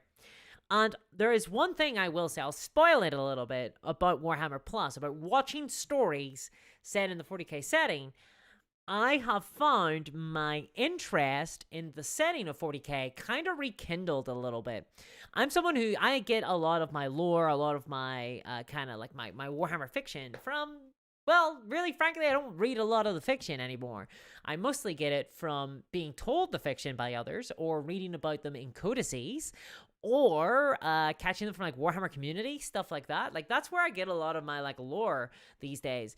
Warhammer Plus, honestly, because they're focused on telling just little stories. For example, Hammer and Bolter was raised earlier, and I think that's a really good example of just interesting storytelling told in the setting of Warhammer 40k has really rekindled some of my love of the actual setting of Warhammer. And I would love to see the live action kind of, cinematic universe delve into that and manage to capture some of that as well. I think that would be really good. So I'm hoping that whatever it is that Henry Cavill wants to do, that he finds a director and he finds a good scriptwriter who are able to achieve his vision. But I hope his vision is good. I have a bit more faith in Henry Cavill than I would just like some random person, Like, I think Henry Cavill, obviously, he's a fan of the setting. He's been a big fan, outspoken at times as a fan. So I hope that he has a firm idea on what he wants to do, and I hope it's a good idea. But I do have a little bit of a hope. Stuart Thorpe's over here saying Tim Allen should play an orc. As someone who I kind of grew up on the TV show Home Improvement. He's got the grunts down for sure. He's got the grunts down. Definitely. Stuart Hamilton says, Warhammer Plus is surprisingly good. I was shocked. I was not expecting the Hammer and Bolter series to be as good as it is. I agree. And I think that one of the strengths is it doesn't linger too long. It doesn't linger on any one context. It tells a story and it gets out. And I think, like, you know, it goes in, it says, here's a story, and then it gets out. I think that, honestly, is a really big strength. And so I do think that if I had my way, I would probably have an anthology show like Hammer and Bolter, is what I think we would do. But Henry Cavill, I think, if he wants to star in the show, won't do an anthology show, because I think he'll want to star as a character. You wouldn't want to be just a character in a story, because as he has identified, the moment he plays a character, he'll never be able to play anybody else. So I think he'll want to play someone pretty important, someone who's around a lot. Maybe Cypher. Vinnie Jones as an orc, says LARP Beard. Yeah, could be. Steven Seagal as Papa Nurgle, or Demon Prince, or the like. That's the thing as well. I wonder, like, what power level are we going to see? Is it going to be, like, Road Trader? Is it going to be Guardsman level? Or is it going to be Space Marine level? Is it going to be, like, really high power level?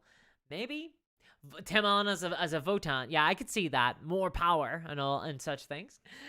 Chet from Weird Science, they already filled him as an Nurgling, says George Atkin. Well, guys, I think it's been a really fun stream. Thank you, everybody who joined me, but I think we're going to pop on now. Normally, I would do a Wednesday night Blood Bowl on Twitch. If you're interested on that, it's twitch.tv/discoursgames on Twitch. But we streamed, I think, a great replacement for this week. And we should maybe be back next week with another stream, I think. But I want to thank everybody for all the donations today. I want to thank all the patrons. And I don't think I will... There will be another video out before Christmas. But I just want to take the time to say thanks, everybody, for your support this year. It has meant the world to me. It has been an absolute incredible year for the channel. I went full-time with the channel this year, which was a crazy big... massive milestone. I never would have imagined that I could have done that, and it's thanks to you guys. It's thanks to your support, and it really does mean the world to me. And I'm just so happy that people are enjoying the content, and I feel like we've created a cool community here. And yeah, it's just really awesome. And thank you so much. Like, from the bottom of my heart, I hope you all have absolutely incredible holidays. Thank you very much for the donation there, Crypto Kev. The $5 says, don't give a chuff about a Stardate, fight me, but I'd love a Necromunda show or something more grimy. I agree, I would love a Necromunda show. I would love some grime house over here. Scott Wood says, Merry Xmas, Merry Christmas, everybody who celebrates it, and Happy Holidays to those who don't. Phil Urbanank, thank you for the purple hearts there. Please no Jared Leto, says Jacob Campion. I'm sorry, it's happening for the fun, for the meme potential. Jared Leto's getting thrown in here. I hope you all have an absolutely lovely weekend. Have a great time, and you eat lots of cake and drink lots of tea. And you have a lovely New Year as well. Although I think I should be streaming between now and New Year, but maybe not. But if I don't, see ya. Have a lovely New Year as well. Thank you very much for the $10 donation there, Crypto Kev. Here's a Netflix subscription. Watch Dairy Girls. Well, I promise you I will check out Dairy Girls. Thank you, everybody. I'm just reading all your comments there. Merry Christmas. A great show. Good night, Molly for Advantage. I'll see you around. Rest of the Kaiser. Thank you so much, guys. It really is. It's been absolutely incredible. It's been one wild ride, and I cannot wait to go into 2023 with you guys. Hopefully with even bigger, even better content. Even more of the stuff that you guys love. Yeah, so I hope you all have a lovely time, and